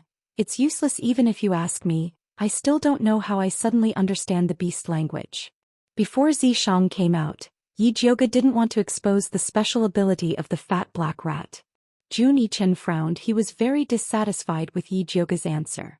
Being proficient in the beast language was very important to the Blood Cloak tribe.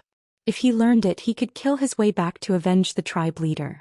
Luo Tian grabbed the young master's shoulder and shook his head in disagreement.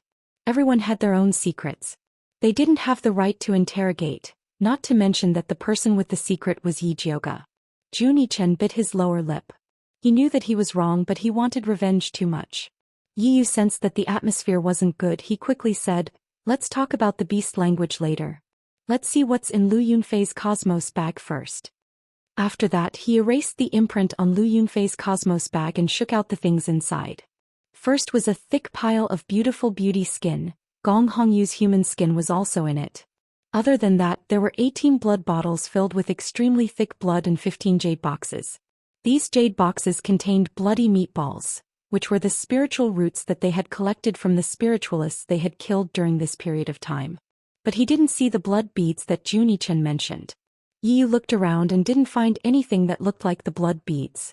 He wasn't sure if he missed anything, so he looked up at Zhou Xian and asked, "Did you remember wrongly?" Impossible, a core disciple like Lu Yunfei must have blood beads, unless she gave them to someone else, Zhou Xian said with certainty. Can this thing be given to someone else? Bai Songling asked curiously. Of course, although these blood beads can increase one's combat power, they also cause great damage after use. With Lu Yunfei's arrogant personality, she probably felt that she couldn't use it, so she gave it to someone who needed it more. Although these were all Zhou Xian's conjectures, he felt that it was most likely the truth. Bai Songling and Yi Yu felt that Zhou Xian's words made sense. Yi Jioga, on the other hand, was skeptical. She didn't know why, but she felt that she had missed some very important clues that could affect the entire situation. What was it? Yi Jioga felt a swelling pain in his head, but he had no clue. At this time, Zhou Xian's expression suddenly changed and he said, "Not good, Wan Xiang's insects have been killed." Xiang's insect was killed? How is that possible? Bai Songling couldn't believe it. Wan Xiang was doing fine in the alchemy pavilion. How could something happen to him? Would I joke about something like this? Zhou Xian's expression was ugly. Before Wan Xiang's goo hatched, it was still under the control of his blood essence. Now that he was killed for no reason, it was also a great loss to him. Little Master is not lying. Wan Xiang's goo worm is indeed dead, Luo Tian said solemnly. As soon as he finished speaking, Lil Red, Big Mouth, and Black Tyrant all flew above everyone's heads uneasily. They flew around in circles and looked extremely agitated. Could it be that Su Junqing realized that he had been exposed and decided to take the risk to attack Ziyang? The more Bai Songling thought about it, the more she felt that it was possible. She quickly said to Yi Jioga, "Why don't we go back and have a look?" He had the deepest friendship with Wan Xiang. When he heard that he was in trouble, he wanted nothing more than to grow a pair of wings and fly back to the alchemy pavilion to investigate and save him. "Let's go, we'll go back now," Yi Jioga immediately ordered. Lu Yunfei's corpse wasn't easy to take away, so Yi Yu found a place to hide her. The Cosmos sack was left with Yi Jioga. After the group finished their preparations, they hurriedly rushed towards Alchemy City. The valley was quite a distance away from Alchemy City. They hurried, but they still couldn't make it back before the city gates closed. It was already dusk. The afterglow of the setting sun cast a dark yellow glow on the closed city gates. Yi Zhouge, Bai Songling, Yiyu and the rest squatted on a small hill half a mile away from the city gates, looking at Alchemy City from afar. She didn't know why, but when she looked at the closed city gates from afar, her heart thumped wildly. She actually didn't dare to approach. "What's wrong, young miss?" Bai Songling looked at Yi Zhouge in confusion. She didn't understand why she was guarding here and not willing to enter Alchemy City. Though the city gates were closed, it wasn't a big deal to them. They could just find a hidden place to cross over. Yi Zhouge shook his head. Something's not right. It's not a wise move to return to Alchemy City right now. She didn't know how to describe her feelings, but she instinctively didn't want to go in. Yiyu suggested, "How about I sneak in first to see what's going on?" The sky was already dark and the city walls were surrounded by shadows. As long as he was careful, there shouldn't be a problem. "All right, be careful then." Yi Zhouge nodded in agreement. Yiyu crept away from his spot and carefully sneaked into the shadows to approach the city walls. Yi Zhouge and the others carefully watched Yiyu. After seeing that he successfully sneaked into the city walls, they finally sighed in relief. The sun slowly set and the last of its light disappeared without a trace. At this time, the city gates suddenly opened. Two groups of soldiers with magic tools to search for evil cultivators began to attack the mountains on both sides. The gates slowly closed behind them, but the security on top of the city walls became even stricter. The top of the walls was brightly lit, and teams of fully armored soldiers were patrolling. Yi Zhouge even saw quite a few spiritualists patrolling everywhere. The entire city was on high alert. What's going on in Alchemy City? Bai Songling also felt that something was wrong. Alchemy City wasn't this tense even when the evil cultivators were at their peak. "I don't know what's going on in your Thunder Nation, but in our Blood Cloak clan, this is only the case when the clan leader is being assassinated." Luo Tian spoke word by word. Yi Zhouge finally understood what he had missed out on. The bloodthirsty sect's target has always been Grandmaster Dongfeng. Did something happen to him? That can't be. Bai Songling was shocked. No matter how powerful the evil cultivators from the bloodthirsty sect are, they can't possibly make a move against Grandmaster Dongfeng in the Alchemy Pavilion. If they were really that powerful, everyone in the Alchemy Pavilion would be dead already. No, something must have happened to Grandmaster Dongfeng. There must be something we haven't thought of in the Alchemy Pavilion. Yi Zhouge's mind raced, but the more he thought about it, the more he couldn't think of anything. At this time, the treasure-seeking scorpion's voice came from the pouch. "Master, I heard from Lu Yunfei that there was a demonic cultivator called Old Xiong who not only ruined most of her human skin, but also stole the blood bead that the ancestor gave her. She even said that when she returns she must report him to the ancestor."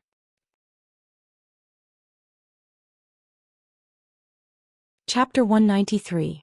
Old Bear, could it be Xiong Yunhu? Yi Zhouge's heart tightened. No wonder that Xiong Yunhu pretended to be a coward and stayed in the Alchemy Pavilion. He clearly had ulterior motives. It seemed like bloodthirsty ancestor didn't just send an evil cultivator in disguise. Xiong Yunhu had been in the Alchemy Pavilion for so long, so he must have done many things in secret. If that was the case, Yi would be in danger. Yi Zhouge was worried and was wondering if he should send someone to rescue Yiyu. Then her bag moved and a purple scorpion head popped out. "Master, do you want me to help you investigate the situation of the Alchemy Pavilion?" The treasure-seeking scorpion volunteered. "You?" Yi Zhouge was surprised. He did not expect the treasure-seeking scorpion to be so proactive in helping him. However, now that the Alchemy Pavilion was so heavily armed, she was worried that the treasure-seeking scorpion would just be delivering itself to its doorstep. "Master, don't look at me like this. I'm actually very good at burrowing underground," the treasure-seeking scorpion said as it waved its two pincers. Many of these treasures were buried deep underground. If it didn't have some skills, how could it have found them? "All right, then go ahead and give it a try. Do what you can and retreat if there is any danger." Yi Zhouge nodded. If he burrowed into the ground, it would not be a big deal. Last time, the treasure-seeking scorpion was able to sneak into her window without making a sound, so it must have some ability. "All right, I'll go now." The treasure-seeking scorpion crawled out of the bag and prepared to set off. "Wait a minute." Yi Zhouge called out to the treasure-seeking scorpion and poured out a spirit beast pill for it before saying, "Replenish your strength. Leave it for my wife." The treasure-seeking scorpion immediately said, "You eat first. If this matter is done well, I will reward you." Yi Zhouge stuffed it into the treasure-seeking scorpion's pincers. The treasure-seeking scorpion already had some intelligence. Although it felt bad for its wife, it wanted to complete the mission and obtain the reward. He immediately ate the spirit beast pill, then landed on the ground and disappeared in front of Yi Zhouge's eyes. Yi Zhouge opened his spiritual eye and saw a faint purple shadow heading towards Alchemy City at a rather fast speed. Relieved, she opened the bag and looked inside. The female scorpion was sleeping quietly in the corner. It had been abused before and its body was very weak. After eating the spirit beast pill, it automatically entered a state of deep sleep to repair itself. On the other side of the bag, the fat black rat was still hugging its tail, curled up into a small furry ball and sleeping. Yi Zhouge poked its chubby body and whispered, "Black fatty, black fatty." The fat black rat did not react at all. Yi Zhouge simply took it out of the bag and rubbed it in his hand. But the fat black rat was like a dead pig, not responding at all. If it weren't for the fact that its body was still warm, Yi Zhouge would have thought that it was dead. Ever since this fellow drank her blood essence, he had been in a state of deep sleep. She had no idea what was going on. This black fatty was becoming more and more mysterious. He had to figure out its origins. If only Zhishang was here. This fat black rat was most afraid of him. Yi Zhouge could not help but sigh. Bai Songling thought that she was worried about Wan Xiang, so she comforted her. "Miss, you don't have to worry too much. Xiang is blessed by the heavens. He'll be fine." "I hope so." Yi Zhouge stuffed the fat black mouse back into the belt and was about to tell Bai Songling and the others about Xiong Yunhu. A ray of purple light suddenly shot back from the city wall. It was the shadow of the treasure-seeking scorpion. Why did it return so quickly? Yi Zhouge was shocked. She immediately opened her spiritual eye and saw a gray shadow following behind the treasure-seeking scorpion. She could tell that the shadow was Yiyu. Yiyu's shadow was flickering. It seemed that the situation was not good. Yi Zhouge immediately sent Bai Songling and Luo Tian to help. Yiyu was already an arrow at the end of its flight. He was holding on with his last breath. Seeing Bai Songling and Luo Tian, he finally relaxed and collapsed. Bai Songling carried Yiyu on her back and Luo Tian protected him. The three of them quickly returned to their original position. "Let's change locations," Yi Zhouge immediately ordered. Although there were no pursuers, they could not stay in one place for too long. Junichen led the way. The group moved to an even more secluded forest before settling down.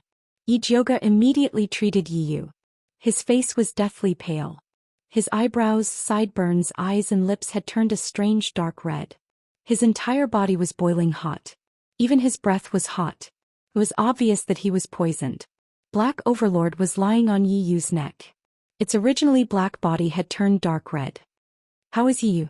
Bai Songling asked worriedly. "He's fine. Fortunately, Black Overlord absorbed most of the poison. Otherwise, even if he didn't die, he would be half dead." Yi Zhouge fed Yiyu some frost powder. Then he took out the thunderfire needle and started to stab Yiyu. Drops of fiery red blood dripped down, burning small holes in the grass. What a tyrannical poison. Bai Songling was shocked. Her gaze landed on Black Overlord again. Then she glanced at Little Mute. Bloodthirsty sex poison techniques were strange and unpredictable. If not for the protection of Little Mute's goo worms, Yiyu would have died many times. When Bai Songling thought of this, he couldn't help but touch Big Mouth on his wrist.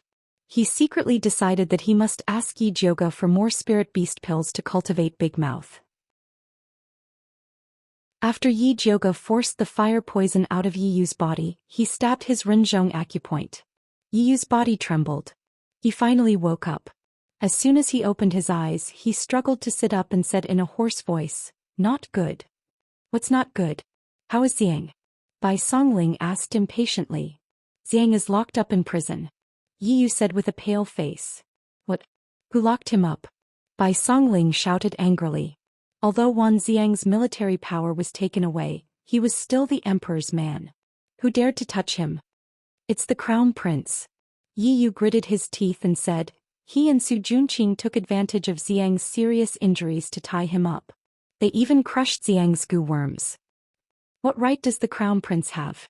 What about Master Dongfang and Li Zijuan? Are they just going to sit back and do nothing? Bai Songling suddenly thought of this. Her expression changed drastically. Are they also bewitched by Su Juanqing's bewitching art? That's not right. If he wanted to bewitch them, he would have done it long ago. Why wait until now? They weren't bewitched. I heard people from the alchemy pavilion say that Xiang was bewitched by evil cultivators and secretly poisoned Master Dongfang and Li Zijuan. Now that Master Dongfang is unconscious and Li Zijuan is in danger, the entire alchemy city is in chaos. Yi Xuan joined hands with the crown prince. With the help of the alchemy pavilion's second-in-command, Zhang Ping, they took over alchemy city's defense. They believe that Xiang is the murderer and said that we are also evil cultivators in disguise. They want to arrest us. Yi took a deep breath and continued, the worst thing is that Gong Honglei suddenly came back this morning. He heard that Master Dongfang was harmed by Wan Xiang. He immediately stood on the crown prince's side.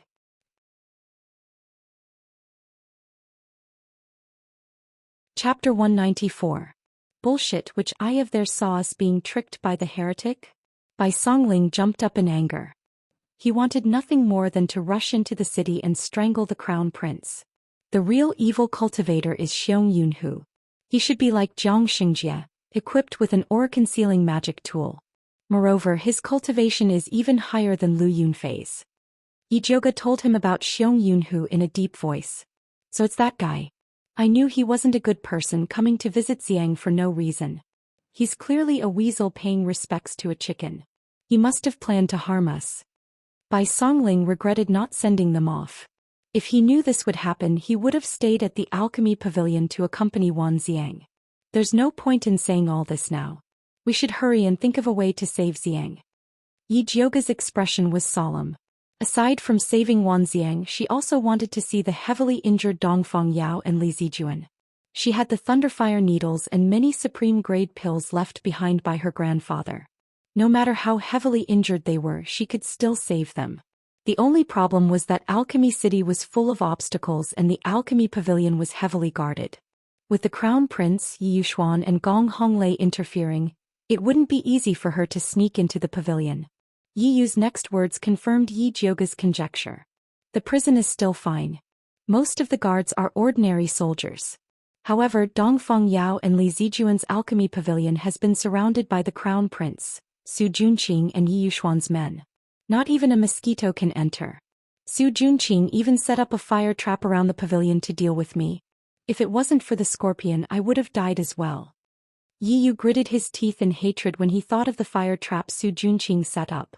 That vicious bastard actually used living people to set up a trap. Otherwise he wouldn't have fallen for it. 16 guards, 16 lives, he used them so easily to fill the hole. Yi Yu's words weighed heavily on the crowd. Who would have thought that they would fall into an even more difficult situation after clearing their grievances yesterday? Don't be too discouraged. From another perspective, this is the heretical cultivator's final scheme. As long as we save Wan Xiang and heal Master Dongfang and Li Zijuan's injuries, we can completely destroy the bloodthirsty sex plot, Yi Jioga said calmly. Eldest Miss is right, Jiang Xingjie and Lu Yunfei have already been killed by us. Xiong Yunhu and Su Junqing won't be able to be arrogant for long. Once we expose their conspiracy, the Crown Prince, Yi Yuxuan, and Gong Honglei will be waiting to slap their faces. A ferocious smile appeared on Bai Songling's face as he said, they are helping the evil cultivators to open the way for them.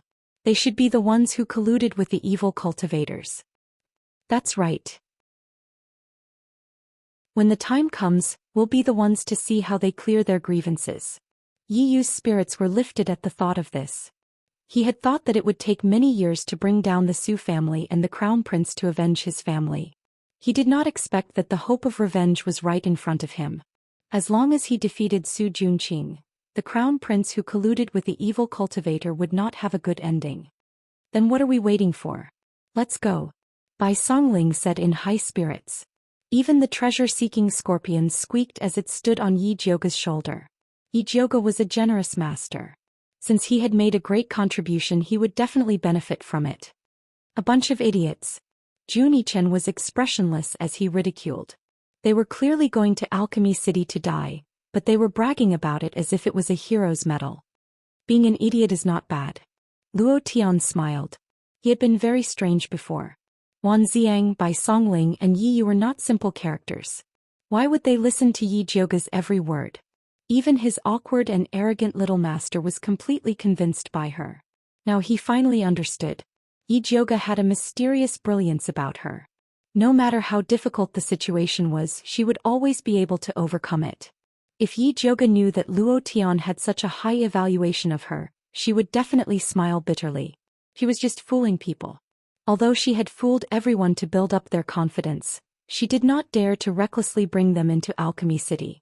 Her plan was to rest for 6 hours first. When the city guards were at their most exhausted, they would sneak in. Everyone expressed their approval of this plan. After they killed Xianxia last night, they rushed back to Alchemy City. Then they fought with the Crown Prince. Yi Xuan went to see Wan Ziang and then hurriedly went to kill Lu Yunfei. After going back and forth, they were already very tired. If it weren't for their strong physiques and Yi Zhouge's pills, they would have collapsed long ago. Luo Tian and Junichen volunteered to keep watch. Their physiques were stronger and they were better at keeping watch. Junichen kept watch for the first half of the night, while Luo Tian kept watch for the second half. No one competed with them. Bai Songling and Yi Yu each found a place to rest. Yi Zhouge climbed up a 100-year-old banyan tree. Standing on a high branch, she gazed at the brightly lit Alchemy City. Every time this happened, she would miss Zishang. Although that guy was unreliable, he would always help her at crucial moments. Yi Zhouge lowered her head and rubbed the purple mark on her arm. It had been almost half a month, yet there was still no movement from Zishang. She didn't know when he would come out. When he was here, she felt annoyed. Now that he wasn't here, she missed him. Just as Yi Zhouge was silently scolding herself for being unreasonable, the mark seemed to move. Her eyes widened and she hurriedly raised her hand to observe. The flat mark was still dim without any change. It seemed that she was thinking too much. Forget it, it was better to rest and recover enough energy to save Wan Ziang. Yi Zhouge pulled down her sleeves and prepared to close her eyes. Suddenly, a loud noise came from the distant walls of Alchemy City. Yi Yu and Bai Songling, who were pretending to be asleep, woke up. Luo Tian and Junichen also came to Yi Zhouge's side and looked towards the walls. They saw that the walls were brightly lit. Then several sky lanterns lit up. Below them were several shining words: "Surrender and you won't kill Wan Ziang." It was a blatant threat. "Eldest miss, what should we do?" Bai Songling looked at the words with a pale face. She was very uncertain. The Crown Prince and Su Junqing hated Wan Ziang to the bone. It was very possible that they would use him as an example. "Let's wait and see," Yi Zhouge said in a low voice. No matter what, Wan Ziang was an imperial envoy appointed by the emperor. The Crown Prince didn't dare to act rashly. After all, he still had to return to Shangjing. At that time, if Dongfang Ke were to cause trouble and impeach him in front of the emperor, it would be difficult for the Crown Prince to explain. Yi Zhouge's guess was right. The Crown Prince really didn't dare to kill Wan Ziang. "Crown Prince, now is the time to make a decision. If you don't sacrifice the child, you can't trap the wolf," Su Junqing advised. For him, killing Wan Ziang was the best choice.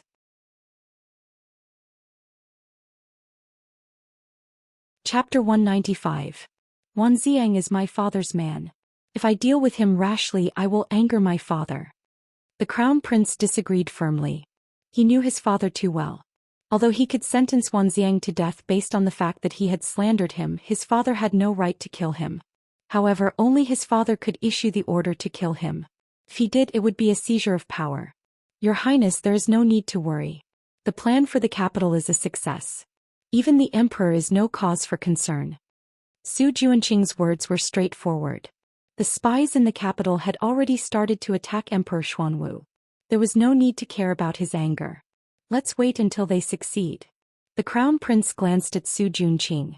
It was not that he did not believe in Su Junqing's ability. It was because his father was a spiritual master, and there were many experts protecting him in the palace. It was unlikely that he would succeed. Therefore, he had to be prepared for both eventualities. Seeing that the Crown Prince would not listen to him, Su Junqing gave up. Anyway, Wan Ziang was doomed. There was no need to fall out with the Crown Prince over such a small matter. He changed his mind. Since you are unwilling to use Wanxiang as bait, let's use someone else. Who do you want to use as bait?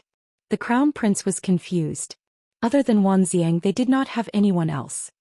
I heard that Yi Jiuge loves her maidservants very much. I wonder if it is true. Su Junqing smiled sinisterly. Previously he'd used the young maid Hua Dai as bait and successfully lured Yi Jiuge to the pile of rocks. This time he would use Yu Dai as bait. In the Flying Frost Pavilion in the Medicine Refinery Complex, Yi Rui clenched her small fists and stood in front of Yu Dai. She glared at Yi Xianxian like a little beast and said, "No, Yu Dai is my maidservant. You cannot take her away." Fourth sister Yu Dai is eldest sister's maidservant. How did she become yours? A cold smile flashed across Yi Xianxian's delicate face. She said slowly, "Eldest sister has committed a heinous crime. I advise you not to get involved in this mess. Eldest sister is not a sorcerer. You are the ones who are falsely accusing her," Yi Rui shrieked angrily. This morning, big sister had clearly cleared her name. Suddenly, something happened to Master Dongfang and the situation was reversed. She didn't understand what had happened, but she clearly saw her father and second sister adding insult to injury. Together with the crown prince, they wronged eldest sister. "Shut up." Yi Xianxian narrowed her eyes. Suddenly she raised her hand and slapped Yi Rui. Yi Rui was only 7 years old this year. Although she had outstanding potential, she had not been cultivating for long. She was far from being Yi Xianxian's match. She was immediately sent flying with a slap, crashing into a pile of tables and chairs. Fourth young mistress. Qing Hu and Qing Lu's expressions changed drastically as they hurriedly rushed over. Yu Dai also wanted to check on fourth young mistress's injuries, but she was held down by Yi Xianxian's bodyguards, gagged and tied up. "Fourth sister, please don't blame me. I slapped you for your own good. If father was here, I'm afraid this matter wouldn't be resolved with just a slap." Yi Xianxian pretended to sigh and left with the guards. Yi Rui's hair was disheveled and her small face was swollen like a pig's head. She looked at Yi Xianxian's retreating figure with hatred. Once again she hated herself for speaking so lowly. If she had eldest sister's ability, she would not have ended up like this. "Fourth young mistress, you have done your best. Take care of yourself. Eldest miss will not blame you if she knows." Qing Hu and Qing Lu were sobbing. Yi Rui bit her lip and forced back her tears. She stood up and walked to the table. She picked up the Alchemy Cultivation book and began to read. There was only one burning thought in her mind. I want to become stronger, stronger and stronger. Outside Medicine Refinery City, in a small forest, Yi Jiuge and the others were slowly approaching Medicine Refinery City. Although Yi Jiuge was certain that the crown prince would not dare to make a move, it was better to be safe than sorry. Just then there was a change on the noisy wall. The Kongming lanterns fell and a new row of glowing words appeared. "Yu Dai will not be killed if she surrenders." Then a young girl wearing a jade green dress was hung from the wall. "Yu Dai." Yi Jiuge's eyes narrowed. He could tell at a glance that the little girl was Yu Dai. Despicable and shameless. How dare you use a young girl to extort a confession? Are you even human? Bai Songling gritted his teeth and clenched his fists in anger. "Eldest miss, let's go and save her," Yi said calmly. "We must save her. Otherwise Su Junqing will think that we are cowards." Bai Songling agreed. Yi Jiuge did not speak. Her face was as calm as water, but her eyes seemed to be burning with fire. The crown prince did not dare kill Wanxiang, but he definitely dared to kill Yu Dai. She did not want the innocent Yu Dai to suffer. However, if she surrendered so easily, they would lose the initiative and would not be able to deal with the crown prince and Su Junqing in the future. If she was alone, she would do anything, even if it was a mountain of blades or a sea of flames. However, this matter involved too many things. Sorcerers Dongfang Yao, Li Ziju and Wanxiang. She could not only care about her own feelings. He was in a dilemma. He was in a dilemma. Just as Yi Jiuge was in a dilemma, a familiar seductive voice sounded in her mind. "If you want to go, then go." At the city gates of Medicine Refinery City, Yu Dai was tied behind her back and hung from the wall. Her head hung low and her thin, frail body looked lonely and miserable in the night wind. "Yi Jiuge, if you surrender obediently, I will spare this little sorcerer's life. If you don't blame us for being rude to her." Su Junqing's cold voice rang out from Medicine Refinery City. Yu Dai struggled to raise her head and shouted, "Eldest miss, don't worry about me. They instructed Hua Dai to frame you." However, before she could finish speaking, she let out a scream. It turned out that one of Su Juanqing's guards had lashed her body with a whip. "Add some chili water to her. It doesn't matter if you cripple her as long as she doesn't die," Su Juanqing instructed calmly. "Yes." The guard's name was Gon Air. He was tall and thin with triangular eyes and broom-like eyebrows. He looked very sinister and he loved to extort confessions through torture. This was the first time he had displayed his skills in front of the entire city. He was very excited and immediately prepared a bucket of chili water. He dipped his whip in it and flung it at Yu Dai. The whip, which had been dipped in chili water, broke her skin and the burning pain rushed straight to her head. It was so painful that it could drive a person crazy. Yu Dai was in so much pain that her whole body convulsed. Her hands, which were tied behind her back, were even worse. She clenched her teeth and swallowed the screams and blood into her stomach. She knew that these evil people wanted to use her to lure the eldest Mississippi. She could not let them have their way. "Not bad, little girl." A fierce glint flashed across Gon Air's face, and his entire body contorted with excitement. He switched to a whip with barbs. Not only was this whip more painful, but it could also destroy Yu Dai's clothes. When he thought of Yu Dai's clothes being torn, her naked body covered in blood from his whipping, and the entire city admiring this masterpiece with him, he was so excited that his eyes turned red.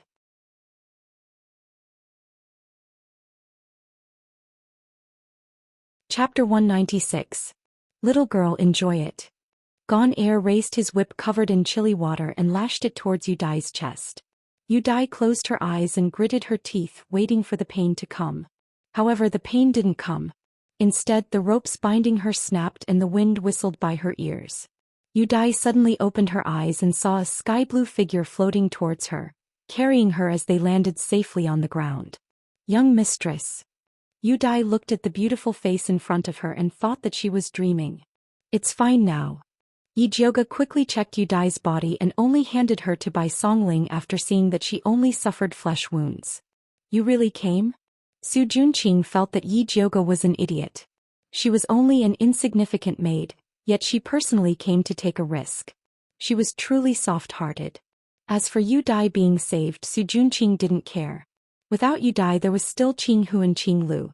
Yi Xianxia told him that the two maids were also transferred from Yi Jioga's side. "Su Junqing, you're the first young noble of the Su clan, yet you used an innocent 12-year-old girl to lure me out. You even beat her up in front of the entire city. I don't know if this is the Su clan's tradition or the crown prince's order." Yi Jioga stood in front of the city gates. Her eyes were clear and calm, but her expression was even more arrogant. The night breeze blew her long black hair. She looked like a fairy riding the clouds, elegant and transcendent. Her voice wasn't loud, but it echoed throughout the city. At this time, the residents of Alchemy City were restless. No one was sleeping. Although the Crown Prince and Su Juanqing's group had been spreading rumors that Yu Dai was Yi Jioga's accomplice and a heretical cultivator, the beating was too cruel. Especially those with young daughters. They hugged their children tightly and covered their ears, not daring to let them see this cruel side. Regardless of Yi Jioga's reputation, she appeared out of nowhere and saved her maid. This righteousness was admirable. The Crown Prince's heart skipped a beat after hearing Yi Jioga's words. As the Crown Prince, he had to prioritize righteousness. Using such sinister methods was indeed damaging to his reputation. Su Junqing calmly said, "Yi Jioga, you killed people, skinned them, sucked their blood to cultivate and committed heinous crimes. You still have the face to say that my methods are cruel? Evil cultivators go against the heavens and everyone has the right to punish them. I was just acting out of convenience. If you had surrendered obediently, I wouldn't have treated them like this." "I can surrender." Yi Jioga abruptly interrupted Su Juanqing's long speech. "What?" Su Junqing was stunned, thinking that he had misheard. "Young mistress." Bai Songling and Yi Yu exclaimed at the same time. Just now in the dense forest, they couldn't bear to see the little maidservant suffer and decided to come out to save her, but they didn't say that they would surrender. "But I have two conditions." Yi Jioga's beautiful face was like the tranquil surface of a lake without any ripples. "Tell me about it." Su Junqing asked with great interest. First, kill the guard who attacked just now. Yi Jioga's cold voice contained an undisguised killing intent. When Gone Air heard this, the blood drained from his face and he immediately fell to his knees. Just as he was about to beg for mercy, he saw Lord Su move his finger and a black light shot into his body, sealing his begging in his throat. Su Junqing gave a look to the guard beside him. The short and sturdy guard immediately stepped on Gone Air, making him unable to move. What's the second condition? Su Junqing stopped. Although killing a donkey after it had outlived its usefulness wasn't good, he didn't care about such a small matter anymore. Second, send Wanxiang out. Yi Jioga raised her voice. Su Junqing couldn't help but frown. He didn't hastily agree to Yi Jioga's condition but asked, will you surrender alone or will you bring them along? I will exchange myself for Wanxiang. Yi Jioga said word by word. Young mistress, you can't. Yi Yu immediately objected. I'm closest to Xiang, you should let me exchange him. Bai Songling shouted anxiously. Young mistress, this matter should be considered at length. Luo Tian also disagreed. Feeding oneself to a tiger was the most foolish thing to do. Jun Yichen silently rolled his eyes. I've made up my mind. Yi Jioga turned around with her back facing Su Junqing. Her expression was indifferent as she looked at Bai Songling and the others with her bright eyes. Then she mischievously winked and silently said, listen to me. Bai Songling and Yi Yu were stunned and couldn't help but look at each other. The two of them had known Yi Jioga for the longest time and knew that she always had a lot of cunning ideas and powerful methods. She never did anything that she wasn't sure of. Seeing that Bai Songling and Yi Yu had agreed, Luo Tian and Jun Yichen no longer objected. Just as Yi Jioga was exchanging signals with Bai Songling and the others, Su Junqing was also discussing with the Crown Prince whether to agree to Yi Jioga's condition. Your Highness, I think we can use the half-dead Wanxiang to exchange for Yi Jioga. Su Junqing's attitude was very firm. He was determined to get Yi Jioga. However, the Crown Prince was still a little hesitant and said unhappily, Yi Jioga said to exchange, then wouldn't we lose face? If they want to exchange, then let them all exchange. Your Highness, Yi Jioga is undoubtedly their leader. If she falls into our hands, will the others be able to escape? Su Junqing smiled confidently. That's true. The Crown Prince thought about it and felt that Su Junqing's words were quite reasonable. He smiled and said, Yi Jioga really is an idiot. She really thinks that using herself to exchange for someone else is righteous. Wait until she falls into our hands and we'll deal with her.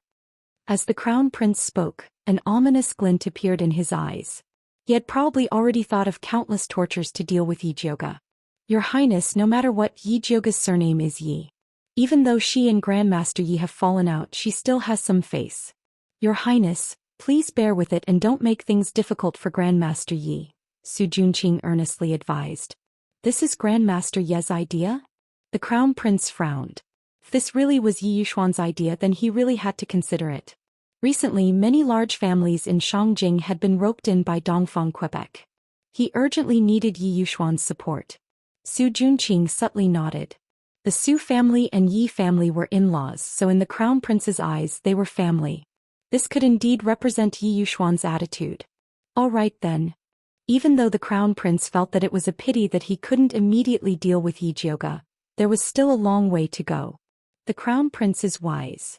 Su Junqing let out a slight sigh of relief. Yi Jioga was someone that the bloodthirsty ancestor wanted, so he definitely couldn't be lost. After Su Junqing and the Crown Prince finished their discussion, he ordered the guards beside him, go and bring Wanxiang over. The guards obeyed and left. Su Junqing then said to Yi Jioga, who was at the bottom of the city wall, I agree to your conditions. To show my sincerity, I'll give you the first condition.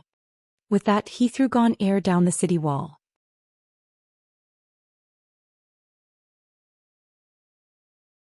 Chapter 197. Yi Jioga looked coldly at the guard who fell in a straight line and finally smashed his head into the mud, creating a flower of blood. He's dead. Bai Songling glanced at him and knew that the guard couldn't be saved. That's good. We don't have to dirty our hands. Yi Jioga withdrew her gaze indifferently and looked at the gate of the city wall. Soon the gate opened. Su Junqing led a group of guards and walked out, carrying a military green stretcher. Wanxiang was lying on the stretcher. From a distance, his face was as pale as a dead man and his breathing was very low. What did you do to him? Bai Songling roared in shock and anger. Brother Bai, don't be nervous. Brother Wan is fine. He was seriously injured before and has not recovered. He wanted to get out of bed and jump. I was afraid that his injury would worsen, so I fed him some muscle softening powder. Su Junqing said lightly. Yijioga pulled the furious Bai Songling and whispered, I have the antidote for the muscle softening powder in my bag. Give it to him after the exchange. She left all the antidotes behind before she left. I see. Miss, please be careful. Bai Songling nodded vigorously. Miss, if you've discussed it, then come over. Although Su Junqing was smiling, he was actually very nervous. He was also worried that Bai Songling would suddenly snatch him. It would be a joke if he suffered a double loss. Yijioga calmly walked towards Su Junqing. The guards carrying Wan Xiang avoided her and walked toward Bai Songling and the others. They brushed past each other. Wan Xiang was successfully received by Bai Songling and the others. Yijioga also came to Su Junqing's side. Miss, he is really righteous. I admire you. Su Junqing looked at Yijioga and smiled, but his eyes began to turn pale red. A hazy power enveloped Yijioga's body. Yijioga felt a little dizzy and her body couldn't help but shake. She knew that Su Junqing was using the mind-bewitching spell on her, so she didn't resist and let him do it. After Su Junqing was sure that Yijioga was under the mind-bewitching spell, he began to ask, Where is Lu Yunfei? She was killed by our joint attack. Yijioga replied. Su Junqing's pupils constricted. Although he had a bad premonition when he heard that Yijioga and the others had left the city to chase after the injured Lu Yunfei. But when he found out that she was really dead, he was still very surprised. After all, Lu Yunfei's strength was extraordinary. She was also very cautious and cunning. No one would have thought that she would die so easily. Forget it, death is death. In any case, as long as he could complete the task given by the old ancestor would not fuss about this. Su Junqing made up his mind and asked, What about her corpse and storage bag? This was the main point. The corpse is buried in a red clay valley 300 miles away from the city. The storage bag is with you. Yijioga said honestly. The 150 kilometers of red clay valley was the base that they had discussed before. It seemed that Yijioga had not lied. Su Junqing then said to Yijioga, Eldest miss, for safety's sake, please hand over all your weapons to me for safekeeping. I don't have any weapons. I gave them to Bai Songling and the others before I came, Yijioga replied in a daze. Su Junqing glanced at Yijioga and saw that she did not have any decorations on her body. Her dress was also quite tight and did not look like it could be used to store things. He believed her. Then please. Su Junqing led the way in front. Yijioga, to think that you would have such a day. The crown prince stood on the stairs nearby and sneered. Yijioga's eyes were a bit dull as if she did not hear the crown prince's words. The crown prince frowned and was about to explode, but he was stopped by Su Junqing. Your Highness, we still have many things to do. Why don't we take Yijioga to the prison first and lock her up with the spirit forbidden hoop? Very well, the spirit forbidden hoop suits her the best. The crown prince nodded in satisfaction. Alchemy City's death prison was equipped with a spirit forbidden hoop. This chain was made from spirit-absorbing stone. After wearing it, it would seal the spiritual force of a martial artist. Because wearing it for a long time would damage the meridians of the body, it was not used when they locked Yijioga up. In the dark and damp prison, the iron bars of the death prison shone coldly under the dim candlelight. After passing through a corridor filled with a musty smell, they walked to the deepest part of the prison, the only death prison of Alchemy City. Dongfang Yao was not a bloodthirsty person. Alchemy City had been established for a long time, but the death prison had only locked up a few bandits who had committed murder. In the last 5 years, no one had been living here. The corners were covered with moss and rats and cockroaches were running all over the floor. Not to mention a bed, there was not even a pile of hay. The spirit forbidden hoop was on the gray wall, and the mottled iron chain bound 2 gray bracelets. Eldest miss, please. Su Junqing walked to the wall and smiled while holding the 2 gray bracelets. His eyes flashed red. On the surface he looked very relaxed, but his whole body was very tense, afraid that Yijioga would suddenly explode and escape. Behind Yijioga, a group of intermediate spiritualist guards surrounded her in a circle. Yi Jioga acted as if she did not know that the spirit forbidden hoop would harm her. She silently walked forward and her azure sleeves slid down, revealing her snow-white arms. After Su Junqing put the gray spirit forbidden hoop on Yi Jioga's hand, he finally felt relieved and couldn't help but laugh. Yi Jioga, you finally fell into my hands. Half of the task was completed, and his heart was indescribably comfortable. Next he just had to wait for Xiong Yunhu to transport the oriental medicine out. As for Wan Xiang and the others, he was not in a hurry to capture them. Previously, when he helped the bloodthirsty sect collect girls and spiritualists, he could only be sneaky and restrained. Now that Wan Xiang, Bai Songling and the others were his scapegoats, he just had to be bold in the future. Yi Jioga had been very sluggish and did not respond to Su Junqing's laughter. After Su Junqing laughed enough, he proudly left with the guards. The death cell immediately fell into darkness and one could not see their fingers in front of them. A dirty and fat big rat came out of the corner and curiously circled around Yi Jioga.